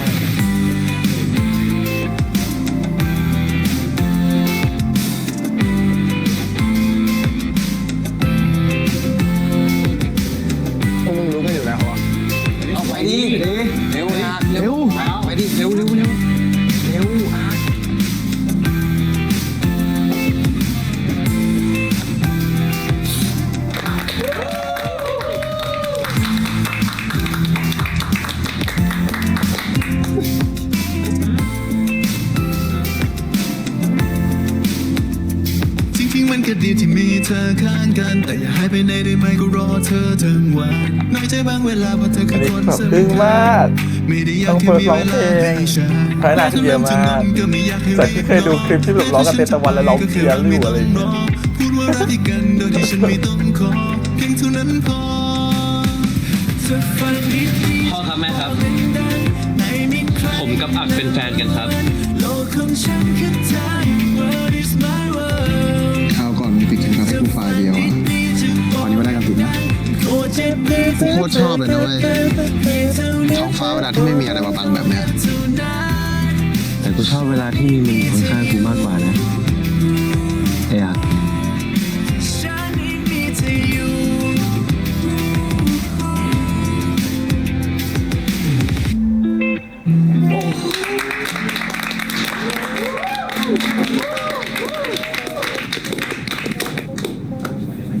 เพลงของเรา ชอบไหม ชอบ ให้รางวัลกูได้ปะ อะไรของมึงเนี่ย ฉันไม่มีเธออยู่ เอาคนเยอะมึงจะให้กูหอมแก้มมึงต่อหน้าคนอื่นเหรอ พูดอย่างนี้พวกกูเสียใจแย่เลยวะพวกกูไม่ใช่คนอื่นนะเว้ย โอเคมึงจะที่ดูถูก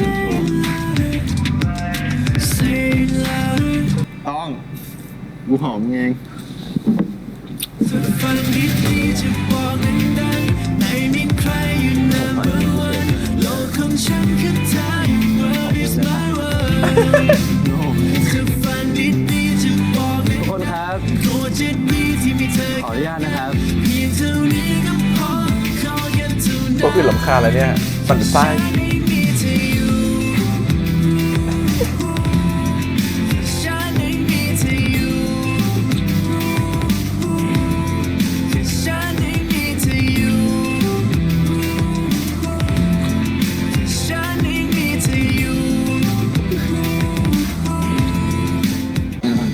Happy birthday to you Happy birthday to you Happy birthday Happy birthday Happy birthday to you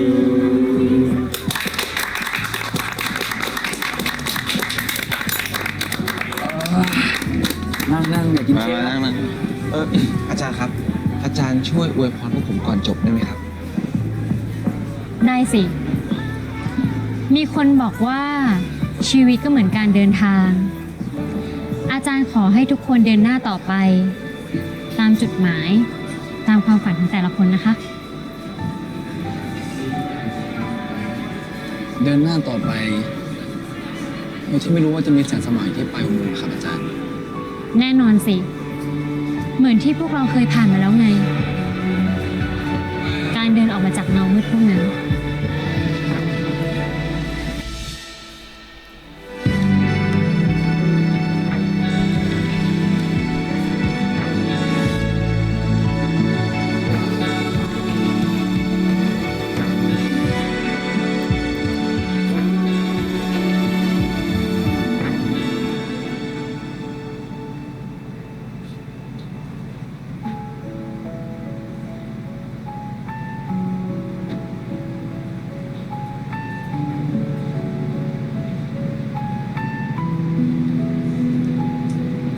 ถ้าวันนั้นมึงไม่โพสต์รูปท้องฟ้าที่เขียนแคปชั่นเศร้าๆอ่ะคงไม่กล้าทักมึงไปอ่ะ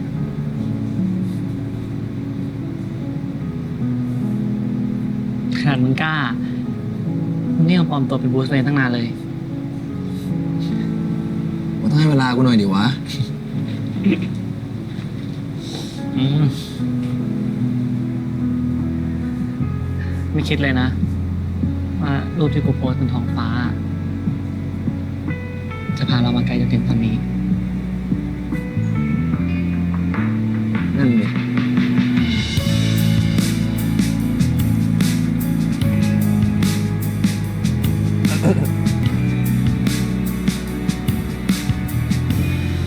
คู่นี้ยังไงคะ ใจหายเหมือนกันนะครับ พอพวกผมจบกันจริง ขอบคุณอาจารย์ซันนี่นะครับ ที่คอยช่วยเหลือผมตลอดเลย อาจารย์ก็ต้องขอบคุณพวกเธอเหมือนกันนะ จริงๆนะ อาจารย์ได้เรียนรู้อะไรหลายอย่างจากพวกเราเยอะมากๆเลย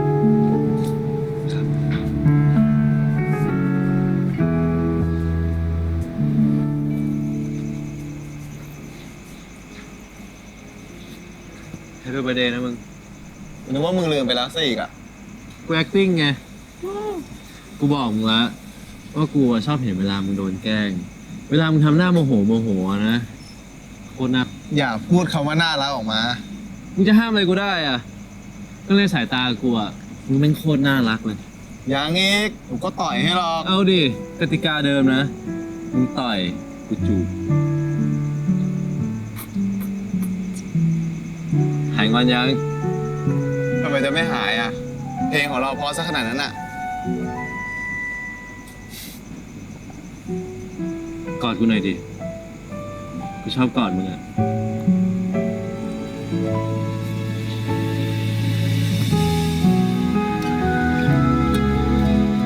กูก็ชอบก่อนเหมือนกัน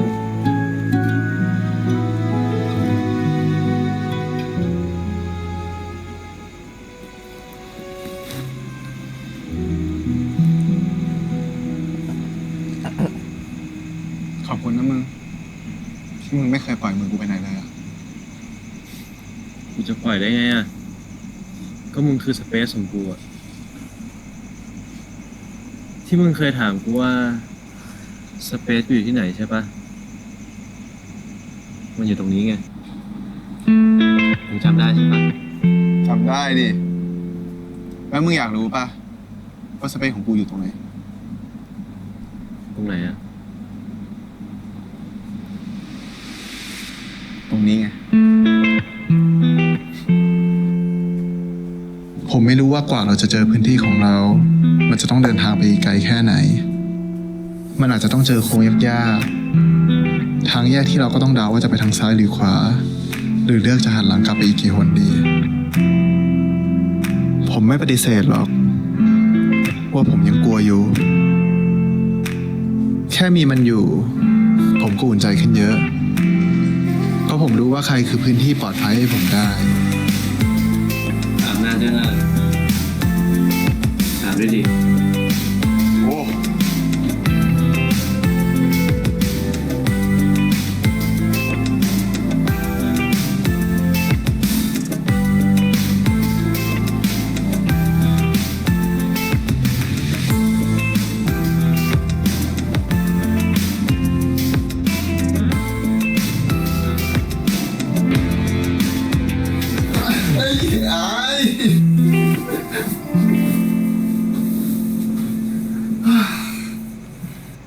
คืนนี้นอนนี่แล้วกันนะ พรุ่งนี้มึงค่อยกลับ ได้ดิ กลับคืนนี้กูว่าเหนื่อยเกินอ่ะ โอเค ไป นอนกัน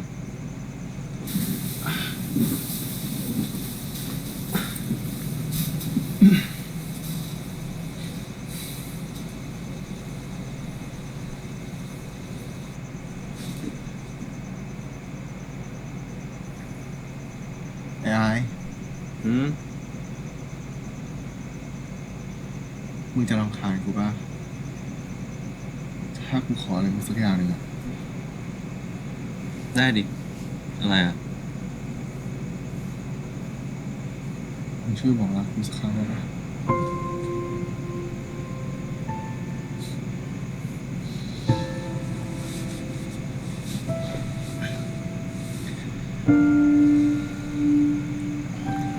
มึงนี่เป็นพวกเสพติดการถูกบอกรักเหรอ ไม่ได้ก็ไม่เป็นไร กูนอนละสวัสดีนะมึง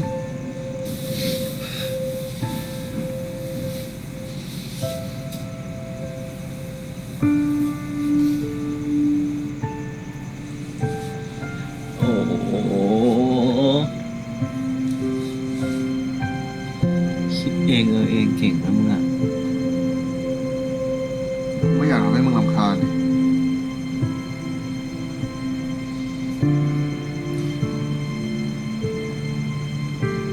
อาย อาย ตอน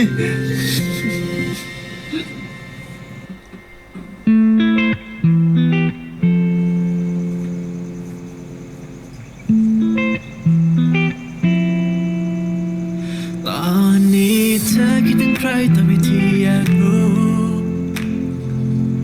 เพื่อว่าเธอจะคิดเหมือนกันเพราะฉันคิดถึงเธออยู่ If you have a little time อยากจะแชร์ให้ดู รักมึงนะ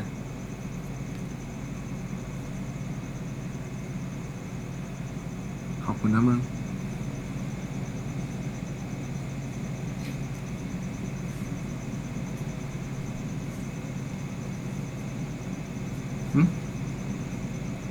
แล้วมึงไม่บอกกูตอบเหรอ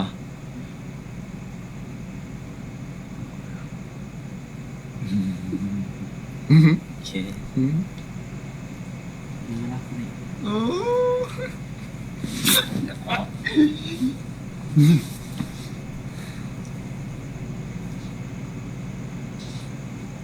กูก็รักมึงเหมือนกันไอตัวเล็ก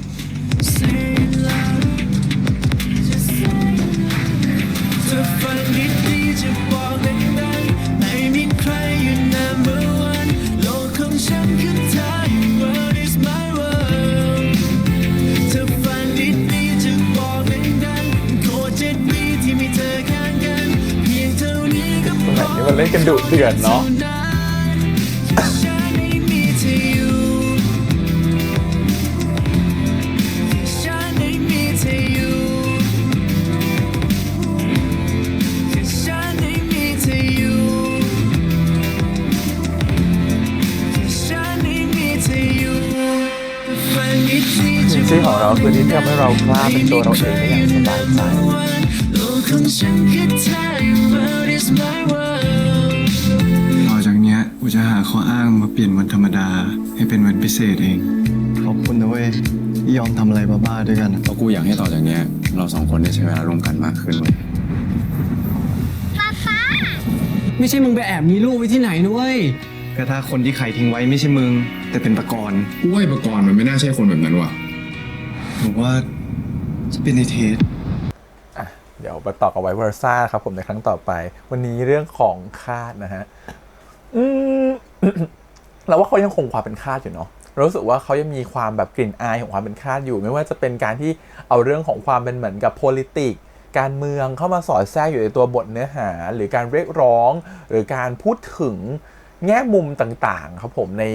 ในมุมมองของคนส่วนใหญ่แล้วก็คนส่วนย่อยอะไรอย่างเงี้ยส่วนเรารู้สึกว่าถือว่ามันยังมีความเป็นคาดอยู่เยอะพอสมควรแม้จะมีความโรแมนติกเข้ามาเยอะหน่อยแล้วก็ตามเนื่องจากตัวละครมันรักกันแล้วเนาะเป็นแฟนกันแล้วอะเนาะมันความโรแมนติกมันก็ต้องออกมาเยอะมากๆหน่อยอะไรเงี้ยแต่เขาก็ยังไม่ทิ้งกลิ่นอายตัวนั้นของคาดไปที่เป็นเสน่ห์ของการที่เล่าเรื่องเกี่ยวกับการเมืองในรั้วหรือในวัยของเด็กมัธยมอะไรเงี้ยซึ่งประเด็นเขาจะพูดอยู่ประมาณ2ประเด็นหลักๆเลยคือเรื่องของการที่เราสนใจตัวเองมากจนเกินไปจนเราลืมสนใจคนรอบข้างกับอย่างนึงคือเราสนใจคนรอบข้างมากเกินไปหรือเราไปใส่ใจเรื่องของคนอื่นมากเกินไปจนเราลืมกลับมาสนใจตัวเราเองหรือคนที่สำคัญสำหรับเราก็เป็นเรื่องที่เหมือนกับว่าจริงๆแล้วมันอาจจะไม่ได้เรื่องของ PC หรือ politics ขนาดนั้นที่เราจะไม่เข้าใจเหมือนซะเลยรู้สึกว่ามันเป็นเรื่องที่มันใกล้ตัวพอสมควรแล้วก็เป็นเรื่องที่มันเกิดกับทุกคนนะฮะในยุคสมัยที่ไม่มีโซเชียลเน็ตเวิร์กมากๆเนี่ย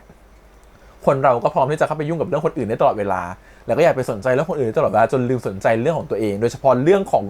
ตัวเองเนี่ยแหละที่เราจะพัฒนาต่อไปในอนาคตยังไงตัวเองจะมีเส้นทางในอนาคตยังไงตัวเองจะก้าวต่อไปในอนาคตยังไงบางคนเสียเวลากับการสนใจเรื่องคนอื่นนะจนลืมเอาเวลาพวกนั้นมาพัฒนาตัวเองเยอะมากนะครับผมว่ามันมีมากๆเลยในสังคมนะครับวันๆนี้แค่ตามเสพดราม่าตามเสพสื่อก็หมดเวลาไป1วันแล้วครับผมไม่มีเวลามานั่ง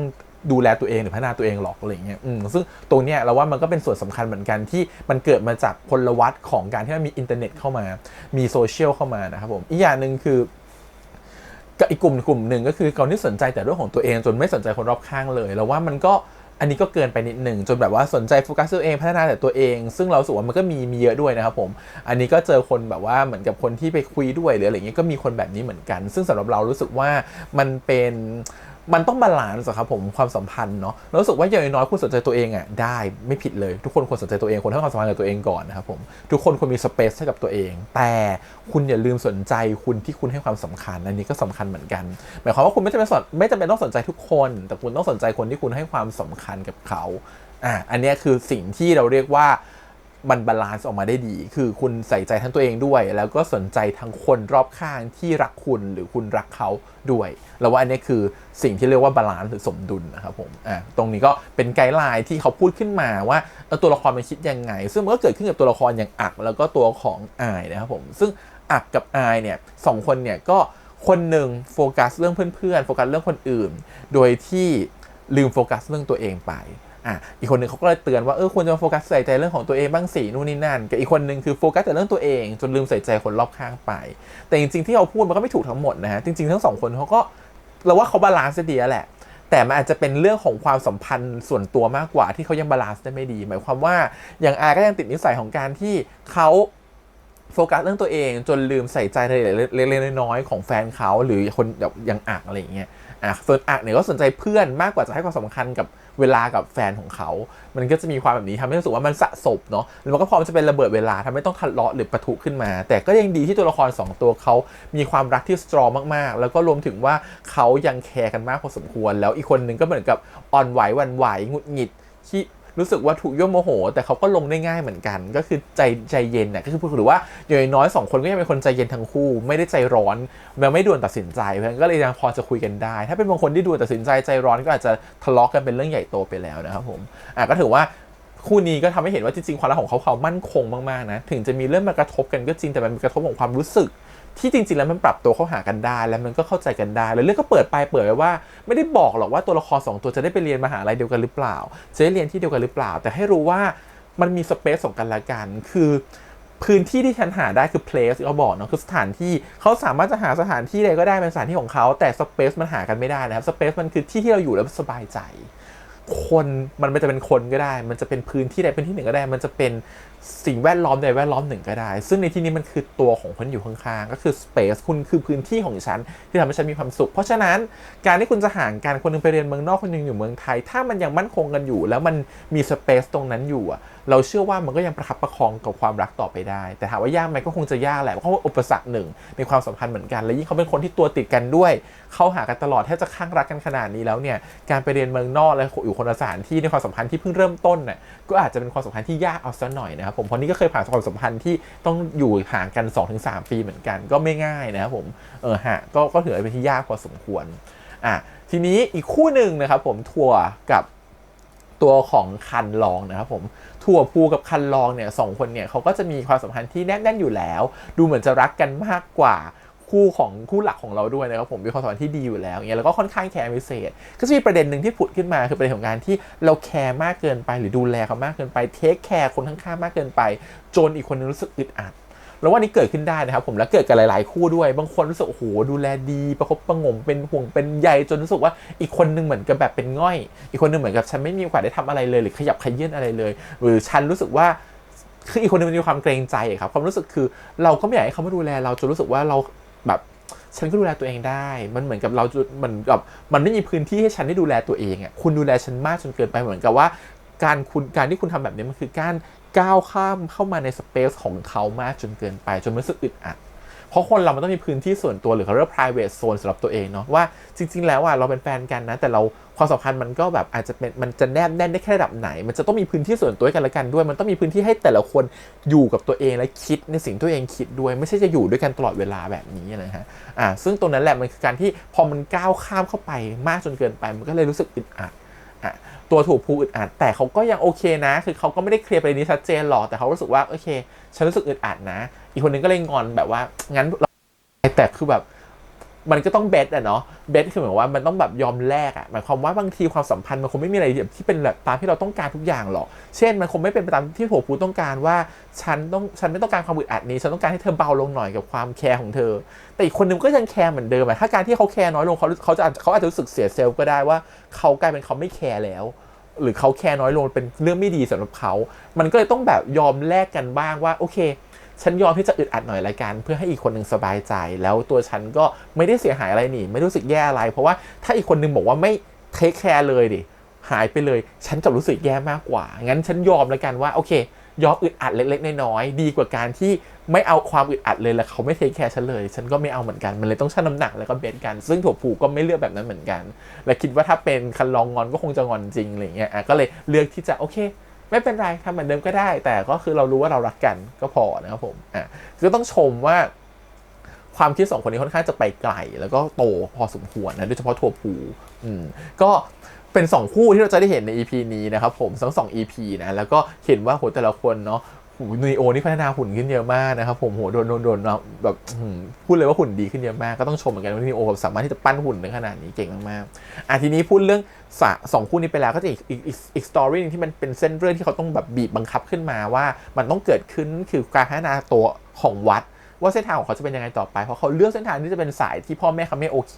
คก็เป็นอีกประเด็นหนึ่งที่เอาหยิบขึ้นมาพูดตั้งแต่ในซีรีส์แล้วก็มาถึงตอนนี้ว่าการเลือกในสิ่งที่พ่อแม่ไม่โอเคเลือกในสิ่งที่ตัวเองชอบมันทำได้ไหมมันต้องทำเพื่อพ่อแม่หรือทำเพื่อตัวเองกันแน่อะไรเงี้ยซึ่งสุดท้ายเขาก็เลือกในทำเพื่อตัวเขาเองนั่นแหละเลือกในสิ่งที่เขาชอบนั่นแหละแต่มันก็มีอุปสรรคเนาะการที่คุณเลือกในสิ่งที่มันห่างกับสิ่งที่คนคาดหวังมากๆคนคาดหวังคือพ่อแม่ยิ่งคุณเลือกที่มันฉิวไปมากเท่าไหร่หรือไกลกันมากเท่าไหร่เนี่ยคุณนี่ต้องพิสูจน์ตัวเองแรงขึ้นเท่านั้นผมว่ามันไม่ค่อยต่างอะไรกับการที่อยู่ดีว่าวันนึงพ่อแม่คาดหวังว่าลูกจะเกิดมาแล้วเป็นเพศตรงผู้ชายตรงเพศผู้หญิงตรงเพศไม่ต้องเป็นแบบผู้ชายชอบผู้ชายหรือผู้หญิงชอบผู้หญิงพ่อแม่อาจจะคาดหวังในแบบนั้นไม่ผิดนะครับผมแต่พอวันนึงเราบอกเราเป็นเกย์ขึ้นมาเราเป็น LGBTQ+ ขึ้นมาแล้วสุดท้ายเนี่ยพ่อแม่จะผิดหวังแล้วมันเหมือนเพราะว่ามันเป็นขั้วตรงข้ามของพ่อแม่จนเกินไปที่เขาไม่ได้คาดหวังไว้มันทำให้เขาต้องทำใจหรือทำความรู้สึกมากพอสมควรแล้วมันก็ต้องเหนื่อยในสำหรับเราด้วยในการที่ต้องพิสูจน์ให้เห็นว่าสิ่งที่เราเลือกนั้นน่ะมันโอเคและมันถูกต้องเพราะอะไรเพราะสิ่งพวกนี้มันละเอียดอ่อนนะฮะมันเหมือนกับก็เรื่องของฉันจะเลือกอะไรก็เรื่องของฉันแต่พอเป็นพ่อแม่เนี่ยมันเหมือนกับคนเป็นแฟนกันนะที่เขาพูดกันว่าเธอเป็นห่วงฉันมากเกินไปฉันอึดอัดเหมือนกันคุณเคยรู้สึกไหมว่าบางทีพ่อแม่ก็เป็นห่วงเรามากเกินไปจนเราอึดอัดเราว่าทุกคนน่าจะเคยเจอเรื่องนี้มาก่อนนะฮะเพราะว่าเวลาพ่อแม่มาห่วงเรามากๆรู้สึกว่าคุณอึดอัดไม่ต้องมาตามฉันทุกเวลาไม่ต้องมาตามให้เก็บบ้านก่อน2 ทุ่มได้ไหม4 ทุ่มได้ไหมคือมันเป็นความอึดอัดที่มันก็เกิดขึ้นเหมือนกันจากคนที่ความเป็นห่วงมากจนเกินไปแต่เราก็ไม่พร้อมที่จะบอกว่าพ่อแม่เลิกเป็นห่วงฉันได้แล้วผมดูแลตัวเองได้อย่างเงี้ยเราก็ไม่โอเคเนาะอย่างน้อยท่านก็ยังเป็นห่วงเราเราก็ไม่อยากจะทำลายน้ำใจท่านที่ท่านดูแลเราหรือท่านเป็นห่วงเราว่ามันคล้ายๆกันนั่นแหละมันคือความรู้สึกของการที่ว่าเพราะฉะนั้นพอเรารู้สึกว่าเขาผิดหวังมากหรือว่าเสียใจกับการที่ต้องเตรียมรับมือหรือปรับความรู้สึกเพื่อให้เข้ากับสิ่งที่เราเป็นสิ่งที่เราชอบอะไรเงี้ยเราเลยเหมือนกับว่าเราต้องออกแรงมากยิ่งขึ้นเพื่อให้เขาเห็นว่าเราสามารถจะยืนอยู่ได้ด้วยตัวของเราเองจริงๆนะโดยที่เขาไม่ต้องมาเป็นห่วงเราเพราะว่ามันเหมือนกับสิ่งที่เราทำมันเลยเพิ่มความเป็นห่วงให้เขาปกติเขาก็เป็นห่วงเราอยู่แล้วสมมตินะเขาเป็นห่วงเรา10แต่พอเราเป็นสิ่งที่ไม่เหมือนกับที่เขาคาดหวังมันทำให้เขาเป็นห่วงเรามากขึ้นเป็นทวีคูณหรือเปล่าตรงนี้แหละคือสิ่งที่มันเป็นเรื่องละเอียดอ่อนซึ่งบางทีเราไม่ได้มาเข้าใจในมุมของพ่อแม่เราเข้าใจในมุมของเราอย่างเดียวแต่ถามว่ามันควรต้องเป็นไหมบางทีมันก็ต้องเข้าใจกันและกันนะมันต้องต่างคนต่างเข้าใจกันและกันแล้วก็ปรับตัวเข้าหากันไม่งั้นมันคงจะวิ่งหนีห่างกันคนเป็นแค่เส้นขนานเหมือนบางครอบครัวที่แบบฉันเป็นแบบนี้ฉันไม่อยากบอกพ่อแม่เพราะพ่อแม่ก็ไม่รับไม่ได้และพ่อแม่ก็ไม่จูนเข้าหาลูกเหมือนกันต่างคนต่างไม่จูนเข้าหากันก็เดินไปเส้นขนานต่อไปแต่ถ้าคุณสามารถที่จะจูนเข้าหากันได้ค่อยๆปรับตัวเข้าหากันยอมเข้าใจเขาบ้างไม่ต้องเร่งเร้าไม่ต้องเร่งรัดไม่ต้องรีบเร่งเป็นตัวของเราเองในแบบที่ค่อยเป็นค่อยไปเป็นตัวของเราเองในแบบที่ค่อยๆเขายอมรับเราว่าแบบนี้มันสวยงามกว่านะในมุมของพี่นะเพราะฉะนั้นพอพี่ก็ผ่านตรงนั้นมาเลยรู้สึกว่ามันเป็นอะไรที่พอมันค่อยๆเป็นค่อยๆไปเรื่องให้เวลาของการปรับตัวพอผ่านเวลามาสักระยะนึงพอเขาเข้าใจเราเข้าใจทุกอย่างมันจะจูนกันติดแล้วมันจะง่ายมากเรารู้สึกว่าตรงนี้แหละคือสิ่งที่มันคล้ายๆกับตัวของวัดที่เขาเลือกที่จะเรียนในคณะที่พ่อแม่ไม่ต้องการเขาก็ต้องพิสูจน์ตัวเองมากๆหน่อยที่จะไม่เห็นว่าเขาสักเซสนะเขาสามารถที่จะทำตรงนี้ได้แล้วมันมีรางวัลด้วยมันดีด้วยไม่เหมือนกับคนที่เป็นนักร้องหรือเป็นอะไรก็ตามที่เป็นนักแสดงอะไรเงี้ยที่บางทีพ่อแม่ไม่โอเคที่พ่อแม่เขารู้สึกว่าอยากจะให้ลูกทำงานที่มั่นคงกว่านี้อะไรเงี้ยมันคล้ายๆกันแบบนั้นซึ่งตรงเนี้ยแหละเขาไม่ได้บอกขนาดที่ว่าพ่อแม่จะโอเคหรือเซย์เยสแต่เขาบอกแค่ว่าสิ่งที่เขาทำมันได้พิสูจน์แล้วว่าเขาทำออกมาแล้วมันได้รางวัลมันมีรางวัลชมเชยก็ยังดีแต่มันเป็นทางที่เขาเลือกแล้วมันถูกต้องว่ะมันเป็นทางที่มันโอเคสำหรับเราเลือกค่อนข้างจะไปเปิดแต่ถือว่าเป็นการเปิดที่โอเค แล้วก็มีอย่างตัวละครน้ำโมที่เป็นตัวแทนของการที่เป็นช่วงเปลี่ยนผ่านของข้ามวัยระหว่างม.6 ไฮสคูลไปถึงมหาลัยก็อยากจะมีแฟนแล้วอยากจะมีความรักอยากจะมีนู่นมีนี่อะไรอย่างงี้ถูกไหมก็แบบรีบเร่งจนเกินไปด้วยจังหวะที่มันก้าวเร็วเกินไปคุยกัน3 วันอยากจะเป็นแฟนกันแล้วบางทีมันแบบมันเร็วกันนะเนาะเพราะฉะนั้นเรารู้สึกว่ามันเป็นทำให้เห็นว่าพอช่วงของการก้าวข้ามผ่านวัยแล้วอยากจะมีอะไรที่มันแบบเหมือนกับที่ผู้ใหญ่เป็นนะบางทีการที่มันเดินเร็วเกินไปบางทีมันก็ไม่ดีนะบางทีมันก็ทำให้ตัวเราอ่ะมันสะดุดได้หรือมันทำให้รู้สึกว่าตัวเราอ่ะเซลฟ์เอสติมต่ำลงมันเหมือนที่ตัวของเขาพูดเลยว่ายิ่งเขาชอบผู้หญิงจีบแล้วไม่ติดยิ่งสะสมความไม่ติดไปนะโมก็ยิ่งความมั่นใจน้อยลงเรื่อยๆแต่ถ้าคุณไม่ต้องไปเร่งมันแล้วปล่อยทุกอย่างให้มันเป็นไปอย่างธรรมชาติของมันน่ะคุณจะค่อยๆมีความมั่นใจมากขึ้นจะเป็นความมั่นใจในความภูมิใจในตัวเองเขาเรียกว่าเซลฟ์เอสติมครับสูงขึ้นเรื่อยๆมันดีซะกว่าอีกที่คุณจะแบบไปเร่งเร้ามันแล้วมันทำให้มากดเซลฟ์เอสติมตัวเองหรือว่านี่มันเป็นมุมมองรายละเอียดเล็กๆน้อยๆที่เขาใส่เข้ามาเนาะแล้วเขาก็แบบว่าไม่ได้พูดให้มันชัดๆแต่เราว่ามันก็มีแมสเสจที่มันส่งเสียงดังเหมือนกันที่เราจับออกมาได้อีกเรื่องในประเด็นสุดท้ายคือเรื่องของอาจารย์สนินะครับผมที่รู้สึกว่ามันมีความสัมพันธ์ความก้ำกึ่งที่เขาเล่าเรื่องความผ่านตัวหนังข้างหลังภาพที่เขานึกภาพออกเนาะมันเหมือนจริงๆแล้ววัดก็คงรู้สึกดีกับอาจารย์สนิแหละแต่อาจารย์สนิรู้สึกดีกับวัดหรือเปล่าไม่รู้นะเขาอาจจะมองแค่เป็นลูกศิษย์ลูกหาเนาะแต่การที่วัดรู้สึกเนี่ยมันเป็นความรู้สึกที่เขาก็ยังห้ามใจตัวเองได้ว่าเขาไม่ควรคิดเกินเลยไปกว่านี้มันเป็นความสัมพันธ์ที่เป็นไปไม่ได้เขาคงต้องรอเวลากว่านี้สำหรับความสัมพันธ์นี้มันต้องใช้เวลา4 ปี5 ปี6 ปีที่เขาจบก่อนจนสเตตัสที่มันเป็นสเตตัสที่มันไม่เหมือนเดิมแล้วอ่ะมันถึงจะเข้ากันได้แล้วสำหรับเรารู้สึกว่าเราเชื่อเรื่องนี้นะเชื่อเรื่องของสเตตัสมันหมายความว่าในวันหนึ่งสเตตัสมันมีทั้งสเตตัสที่มันเหมาะสมและไม่เหมาะสมเราไม่ได้บอกว่าทุกคนเกิดมาเท่ากันและจะเหมาะสมกันมันไม่ใช่เพราะมีสเตตัสทางสังคมหรือหัวโขนที่เราใส่อยู่อ่ะมันทำให้ความสัมพันธ์มันเกิดขึ้นไม่ได้เช่นมันไม่สามารถจะมีความรักระหว่างอาจารย์กับลูกศิษย์ที่เป็นเด็กนักเรียนของตัวเองได้มันรับไม่ได้เราเชื่อว่าสังคมก็รับไม่ได้เพราะมันรู้สึกว่ามันมีความที่เหมือนกับแบบเด็กในสังกัดอะมีความที่เหมือนกับว่าอยู่ใต้ร่มเดียวกันอัมเบร่าเดียวกันแล้วมันอยู่ในจุดที่เหมือนกับว่าคนนึงเป็นเด็กช่วงวัยที่ยังไม่บรรลุนิติภาวะกับคนนึงเป็นอาจารย์ที่เป็นครูอย่างเงี้ยมันขัดกันมากๆอาจารย์มหาลัยกับเด็กมหาลัยได้ไหมก็รู้สึกยังไม่ได้อาจารย์มหาลัยกับเด็กม.6 ได้ไหมก็ยังไม่ได้แต่พออาจารย์พอเด็กคนนี้เรียนจบแล้วมีงานทำแค่เป็น first jobber มันเหมือนได้ขึ้นมาทันทีเลยถูกไหมความเนี่ยมันมีอะไรอย่างเงี้ยที่เขาเรียกว่าสเตตัสทางสังคมมันคือหัวโขนที่คนใส่แล้วคนมองว่าเรื่องแบบนี้เหมาะสมไม่เหมาะสมสำหรับเรารู้สึกว่ามันก็ไม่ใช่ทุกคนจะมองแบบนี้บางคนก็มองว่าเรื่องแบบนี้เหมาะสมก็ได้แต่เราว่าด้วยคนส่วนใหญ่อะเขาจะมองในเกณฑ์แบบนี้เพราะเขามองถึงเรื่องของการที่ว่าทุกคนน่ะเท่ากันก็จริงแต่ทุกคนมีสเตตัสหรือหัวโขนที่แตกต่างกันมันมีจรรยาบรรณของอาชีพที่ไม่เหมือนกันหรือสถานะที่มันไม่เหมือนกันซึ่งวัดเข้าใจแล้วว่ารู้ว่าฉันเป็นนักเรียนอยู่มันยังไม่พร้อมว่าจะต้องรอจบป.ตรีก่อนเป็นเรียนทำงานก่อนอาจจะถึงพร้อมที่วันนั้นจะมาหาอาจารย์สนิแต่วันนั้นเขายังรักอาจารย์สนิอยู่หรือเปล่าก็ไม่รู้และถึงวันนั้นอาจารย์สนิยังรักเขาอยู่หรือเปล่าก็ไม่รู้เห็นไหมมันจะมีความอะไรแบบนี้อยู่ทั้งที่การคบกันของวัดกับเพื่อนในมหาลัยอาจจะคบกันได้เลยก็ได้นะเพราะเป็นสเตตัสที่ใกล้ๆกันแต่สเตตัสที่มันต่างกันมากๆแล้วมันเป็นสเตตัสที่คนตั้งคำถามในสังคมเราว่ามันยากเพราะฉะนั้นน่ะเราอยากจะบอกว่าเรื่องเขาอยากจะสื่อว่าทุกคนมันมีสเตตัสนะมันไม่ได้เป็นแค่ทุกคนเท่าเทียมกันแบบที่คุณคนเห็นกันทุกคนเท่าเทียมกันมันคือการโหวต1 คน1 เสียงแต่ในทางสเตตัสทางสังคมมันไม่เท่าเทียมกันไม่งั้นมันจะมีเจ้านายลูกน้องพ่อกับแม่ได้ยังไงถูกปะหรือว่าจะเป็นอาจารย์กับลูกศิษย์อย่างเงี้ยมันมีสเตตัสที่มันแตกต่างกันอยู่แล้วมันต้องมีคนที่เหมือนกับเคารพอีกคนนึงหรือคนที่เชื่อฟังอีกคนนึงหรือคนที่ยอมอีกคนนึงมันมีสเตตัสที่มันแตกต่างกันอยู่ในหัวโขนตรงนั้นหรือเสียงของหัวหน้าก็ดังกว่าเสียงของลูกน้องอยู่แล้วในเชิงของการที่คนรับฟังจะฟังใครเช่นเราเดินออกไปหาลูกค้าพร้อมกันมีหัวหน้าไปกับลูกน้องไปลูกน้องพูดกับลูกค้าคิดว่าลูกค้าจะฟังลูกน้องหรือฟังหัวหน้าเห็นไหมเพราะฉะนั้นไม่มีสเตตัสที่มันแตกต่างกันอยู่ตรงนั้นนะครับผมเราว่าเรื่องพยายามจะอธิบายตรงนั้นแล้วก็ไม่ได้ยอมเปิดกว้างให้เห็นว่าเป็นความรักแบบอินเลิฟจริงๆด้วยให้มันคุมเครือไว้แต่ให้รู้ว่าวัดแอบชอบอาจารย์แหละแต่มันอาจจะไปต่อได้หรือไม่ได้มันอีกเรื่องนึงแต่รู้ว่าวัดเองก็รู้ตัวเหมือนกันว่าไม่ใช่ตอนนี้ไม่ใช่เวลานี้รู้สึกดีมันเลยเหมือนกับเรื่องข้างหลังภาพที่เขายกตัวอย่างขึ้นมาว่ามีความรู้สึกของคนต่างวัยคนนึงเป็นหม่อมคนนึงเป็นคนชั้นสูงอีกคนนึงเป็นเด็กธรรมดาแล้ววันนี้จะมารักกันคบกันไม่ได้อีกคนนึงมีสามีแล้วด้วยอย่างเงี้ยมันยากอย่างเงี้ยมันหัวโขนที่เขาใส่อยู่มันยากที่จะคบกันได้แต่ถามว่าความรักมันก่อตัวในใจได้มันก่อตัวในใจได้มันห้ามกันไม่ได้เนาะ แต่ทีเนี้ยมันก็เลยเหมือนข้างหลังภาพไงคือเราแค่เก็บความรู้สึกนั้นไว้ในภาพความทรงจำแต่มันอาจจะไม่ได้เกิดขึ้นจริงก็ได้ในความรู้สึกหรือสเตตัสทางสังคมก็เป็นอีกเคสหนึ่งที่เขาพยายามยกขึ้นมาแล้วก็ไม่ยอมบอกด้วยว่าจาซันนี่รู้สึกแบบไหนแล้วว่าเป็นอะไรที่มันดีนะมันไม่ไปชี้นำจนเกินไป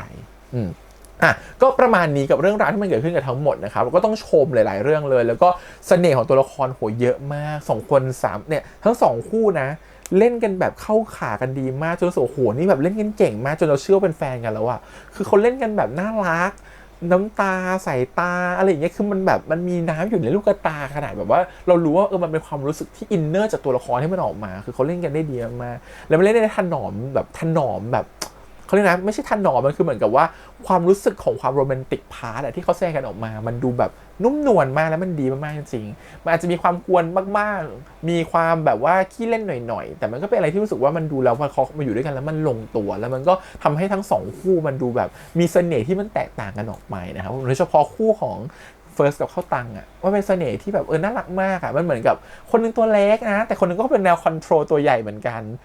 ตัวใหญ่เหมือนจะคอนโทรลไม่ได้เพราะตัวใหญ่ก็ดูจะอ่อนไหวง่ายอะไรเงี้ยมันดูทำให้มันแบบมันทลายกำแพงในหลายมิติไม่ว่าจะเป็นความสูงนะไม่จำเป็นต้องกำหนดสเตตัสนะว่าคนไหนจะเป็นแบบไหนไม่ยอมบอกชัดๆว่าใครเป็นรุกหรือใครเป็นรับเพราะไม่ใช่เรื่องสำคัญความรักมันเกิดขึ้นได้ของคน2คนเพื่อนพี่เป็นทั้งรุกก็คบกันได้บางคนเป็นรับกับรับก็คบกันได้มันอยู่ที่ว่าคุณตกลงกันแบบไหนนะครับผมไม่จำเป็นต้องว่าเข้าคู่กันเข้าขากันเพราะคนนึงเป็นรุกคนนึงเป็นรับมันไม่เกี่ยวนะครับผมเพราะฉะนั้นเรารู้สึกว่าเรื่องมันทำกลางๆไว้อย่างเงี้ยดีแล้วนะครับแต่ให้เห็นถึงความสำคัญของความรู้สึกแทนว่าการมีอีกคนนึงมันสำคัญแบบไหนชอบตอนนี้เขาปิดว่าไม่ว่าอนาคตมันจะเจออะไรขวากหนามากมายแค่ไหนไม่ควรจะเดินไปแบบเผชิญกับอะไรแม้คุณจะไม่เห็นปลายทางอุโมงค์ที่มันมีแสงสว่างก็ตามแต่คุณรู้ว่าคุณได้ออกจากเงามืดแล้วพยายามจะวิ่งหนีเงามืดนั้นถึงมันจะไม่เห็นปลายทางของแสงอุโมงค์แต่มันก็ยังรู้ว่ามีใครที่เดินข้างๆคุณแล้วว่าจริงๆความรักหรือความสัมพันธ์หรือคู่ชีวิตหรือใครสักคนนึงที่อยู่ข้างๆเราเนี่ยมันมีความสำคัญตรงนี้แหละมันคือสำคัญที่เราจะรู้ว่าวันหนึ่งเราไม่เดินอยู่คนเดียวเรารู้ว่าเราไปข้างหน้าเป้าหมายของเราที่เราเดินไปมันมีคนที่อยู่ข้างๆเราด้วยมันสำคัญตรงนั้นแหละนั่นคือพาร์ทเนอร์นะครับผมรู้สึกว่าเขาเน้นว่าจริงๆแล้วอ่ะความรักของเขา2คนน่ะถึงจะเป็นเด็กอยู่ก็จริงแต่เขารู้ว่าณวันนี้เขารู้ว่าถึงเขาจะเดินไปข้างหน้าเขาไม่ต้องกลัวอีกแล้วเขารู้ว่ามันมีกันและกันอยู่ซึ่งตรงนั้นก็เหมือนกันเหมือนที่ตัวของทัวร์พูลแล้วก็ของคันลองพูดว่าจริงๆแล้วอ่ะถ้าไม่มีรูปท้องฟ้าวันนั้นเธอก็จะไม่เข้ามาหาฉันก็ได้บางครั้งคนบางคนก็เจอกันในเรื่องแบบนี้นะครับผมคนบางคนเจอกันในเรื่องของการที่เรารอเวลาสักวันหนึ่งที่เราจะมีโอกาสได้เข้าไปทำอะไรสิ่งใดสิ่งหนึ่งหรือบางครั้งณวันนั้นอาจจะไม่ใช่เวลาที่ต้องเป็นคู่กันมันอาจต้องใช้เวลาที่มันผ่านกันเลยไปแล้วกลับมาเป็นคู่กันก็ได้ซึ่งเราก็เห็นเยอะมากยิ่งตอนนี้ดูดวงนะครับผมเห็นเยอะมากๆความรู้สึกคือบางคนนะครับคลาดกันไปคลาดกันมาเป็น10 ปีอยู่ที่กลับมาได้คบกันแล้วก็เป็นแฟนกันชะตาชีวิตแต่ละคนมันแบบมันแตกต่างกันมากแต่สำหรับเรารู้สึกว่าถ้ามันได้คู่กันแล้วเมื่อไหร่วันนั้นน่ะเราต่างคนเราต่างแคร์กันหรือเปล่าเราให้ใจกันแค่ไหนเราดูแลกันแค่ไหนนั่นคือสิ่งสำคัญมากกว่าของคนที่เป็นชีวิตคู่ซึ่งตัวเด็กเองทั้ง2คู่เขาก็สะท้อนออกมาในมุมของการว่าเขาไม่รู้หรอกประสิทธิ์ภาษาว่าเขาจะไปยังไงต่อแต่เขารู้แค่ว่าวันนี้ความรู้สึกที่เขามีมันมีกับใครและสเปซของเขาคืออะไรเราแค่นี้ก็พอเนาะแล้วอิ่มแล้วก็ส่วนความน่ารักต่างๆที่เขาใส่เข้ามานะก็ถือว่าน่ารักมากมีการแบบว่าโคเวอร์เป็นตัวละครตัวนี้ทำเป็นพาโรดี้เนาะหนังแบบอินซีแดงนู่นนี่นั่นอย่างเงี้ยส่วนเรารู้สึกว่าเขาทำออกมาได้น่ารักดีตัวนี้ก็ยอมรับเลยนะครับผมมันมีเสน่ห์บางอย่างที่เป็นกิมมิคในการเล่าเรื่องที่มันดูไม่น่าเบื่อแล้วก็ดูเป็นแปลกใหม่ให้มันดูแบบเฮ้ยว้าวอ่ะไม่คิดว่าจะมีอะไรแบบนี้อะไรเงี้ยตรงนั้นเจ๋งดีแล้วก็ว้าวในหลายๆมิติของความสัมพันธ์ของตัวละครก็ว้าวตัวเล็กตัวใหญ่อะไรเงี้ยก็ว้าวนะครับผมส่วนถึงเพลงที่แต่งแต่เพลงที่แต่งมันมีความคล้ายกับเพลงฝรั่งเพลงนึงใครนึกออกช่วยบอกทีละกันนะครับที่แบบตื้อดื้อดื้อดื้อดื้อดื้อตื้อดื้อตื้อดื้อตื้อดื้อดื้อดื้อเนาะจะจำชื่อเพลงไม่ได้จำเนื้อไม่ได้ด้วยเป็นคนจำเนื้อไม่เก่งใครรู้แนะนำมาทีนะครับมันเหมือนมีความเป็นท่อนฮุกอะมันมีความตรงนั้นแบบเหมือนเพลงสากลมากๆก็ถือว่าโอเคถือว่าเป็นซีรีส์ที่มาปิดเรื่องฆ่าได้น่ารักมากๆเพราะตอนฆ่ามันค่อนข้างจะดุเดือดเนาะแล้วก็มีประเด็นดราม่าการเมืองพอสมควรอีกประเด็นนึงที่เขาจะพูดคือเรื่องของการ over precy นะครับผมสังคมตอนนี้มันเป็นแบบนั้นจริงๆมันจะเป็นสังคมของการที่เด็กเจเนอเรชันใหม่ๆเด็กรุ่นเอาพูดเลยรุ่นพี่ไม่ค่อยเข้าใจเรื่องนี้ แต่รุ่นล่างลงไป Gen Z Gen Millennium เนี่ยจะเริ่มเข้าใจเรื่องนี้เรื่องของการ woke PC คือ political correctness นะครับเหมือนกับทุกอย่างก็เกี่ยวกับเสรีนิยมประชาธิปไตยทุกอย่างเกี่ยวกับการเมืองทุกอย่างเกี่ยวกับว่าค่านิยมอะไรบางอย่างที่มันถูกเปลี่ยนไปแล้วอย่างเช่นแต่ทำแบบนี้เขาเรียกว่า sexual harassment ทำแบบนี้ไม่ได้นะมันไม่ถูกต้องเราไม่ควรจะมาบูลลี่กันแล้วมันเป็นประเด็นละเอียดอ่อนที่มันเกิดขึ้นเยอะมากในสังคมแล้วผู้ใหญ่อย่างพี่ก็ต้องเข้าไปเรียนรู้และเด็กๆก็เหมือนกับจะเก็ตมันทันทีเพราะเขาโตมากับสิ่งนั้นอะไรเงี้ยแต่มันมีคำหนึ่งที่เขาเรียกว่า over PC คือมันมากจนเกินไปหรือเปล่าบางครั้งเราไม่จำเป็นต้องโวกกับทุกเรื่องเราไม่จำเป็นต้องดราม่ากับทุกสิ่งเราไม่จำเป็นต้องเรียกร้องทุกอย่างให้มันถูกต้องเพราะบางครั้งมันก็มีความสวยงามอยู่ในความแตกต่างตรงนั้นพี่มองแบบนั้นนะเพราะฉะนั้นมันเรียกร้องในสิ่งที่ควรเรียกร้องเข้าใจได้มันสร้างมาตรฐานใหม่ให้สังคมมันควรจะเป็นแบบนั้นแต่บางทีมันไม่ต้องเอามากดดันชีวิตจนเป็นเรื่องซีเรียสจนขนาดที่ว่าคุณไม่มีความสุขเลยอันนี้ก็ไม่ถูกเรารู้สึกว่ามันมีหลายคนที่เป็นแบบนั้นที่โอเวอร์จนแบบมันทำให้ตัวเองไม่มีความสุขอะอะไรก็เป็นความผิดในสายตาไปหมดอะไรก็ไม่ถูกต้องอะไรก็ต้องโวกไปหมดแล้วว่ามันเหนื่อยเรารู้สึกว่าบางทีตรงนี้แหละที่เรื่องพยายามจะสื่อว่าบางครั้งเรื่องบางเรื่องมันปล่อยผ่านบ้างก็ได้บางครั้งเรื่องบางเรื่องมันอาจจะไม่จำเป็นต้องเป็นเรื่องของเราก็ได้บางครั้งเรื่องบางเรื่องเราอาจจะต้องเป็น ignorance หรือเปล่าเหมือนที่ตัวเขาพูดไปเหมือนที่ตัวคันลองกับตัวของอักเขาพูดไปเรื่องบางเรื่องเนี่ยเราไม่จำเป็นที่ต้องเอามาใส่ใจบ้างก็ได้หรือการโวกบางอย่างมันจะไม่ต้องเป็นโวกทุกเรื่องก็ได้อย่างการโวกบางเรื่องที่เราเห็นอยู่ตอนนี้มันก็เป็นการโวกที่ขัดใจของคนเหมือนกันนะลองดูเลยครับไม่อยากจะยกตัวอย่างนะครับเดี๋ยวไปถือว่าเป็นเมนชั่นเขาแต่มันก็มีการโวกหลายเรื่องที่จริงๆแล้วมันขัดใจกับคนทั่วไปก็มีนะครับผมหรือเป็นเพราะบางครั้งการโวกมากไปหรือการโอเวอร์พีซีมากไปมันจะเป็นการยัดเยียดนะฮะเพราะฉะนั้นทุกอย่างมันควรจะค่อยเป็นค่อยไปในระบบของมันในการเรียนรู้มันต้องเกิดจากการ learning และเข้าใจแต่คือด้วยความที่ generation มันต่างกันมากเด็กบางคนเข้าใจมาตั้งแต่เกิดหรือเข้าใจมาตั้งแต่ตอนเรียนแล้วว่ามันมีสิ่งนี้อยู่แต่กับผู้ใหญ่บางคนไม่ได้เข้าใจสิ่งนี้เพราะฉะนั้นน่ะพอมันเกิดการที่มันผิดพลาดของมุมของผู้ใหญ่ละกันยกตัวอย่างง่ายๆแล้วเด็กมา woke หรือเด็กมา over มา PC ว่าสิ่งนี้มันไม่ถูกต้องมาติเตียนกันแล้วก็ดราม่ากันใหญ่โตมากจนรู้สึกว่าไม่ให้โอกาสคนนั้นเขาได้แก้ตัวเลยเพราะบางทีเราไม่มี learning พวกนี้เราไม่เคยเรียนมาก่อนเราไม่เข้าใจตรงนั้นวันๆเราทำแต่งงานหาเงินเนาะไม่มีเวลาจะไปยุ่งเกี่ยวกับเรื่องพวกนี้เพราะฉะนั้นมันก็ละเอียดอ่อนจนเกินไปที่เด็กพวกนี้จะเก็บมาเป็นดราม่าจนแบบมันไม่มีความสุขอะครับเรื่องมันควรจะกลายเป็นเปลี่ยนจากคำเป็นดราม่าหรือการที่จะจะเอามาเรื่องพวกนี้เป็นเรื่องติเตียนกันนะควรจะเป็นเรื่องที่ให้การสื่อสารกันดีกว่าเช่นบางครั้งเราอาจจะเจอผู้ใหญ่ทำผิดการพูดจาแบบ sexual harassment ซึ่งจริงๆในgeneration ของพี่บางทีมันก็เป็นการล้อเลียนกันแบบเนี้ยหรือการล้อเลียนสังขารหรือบูลลี่มันเป็นทำกันแบบมันเป็นเรื่องไม่ดีนะแต่มันเป็นเรื่องที่พูดกันจนใน generation พี่เป็นเรื่องขำๆอ่ะบางทีนะสำหรับบางคนมันทำให้บางทีเขาไม่เคยเรียนรู้มาก่อนเลยว่าแบบนี้มันเรียกว่าผิด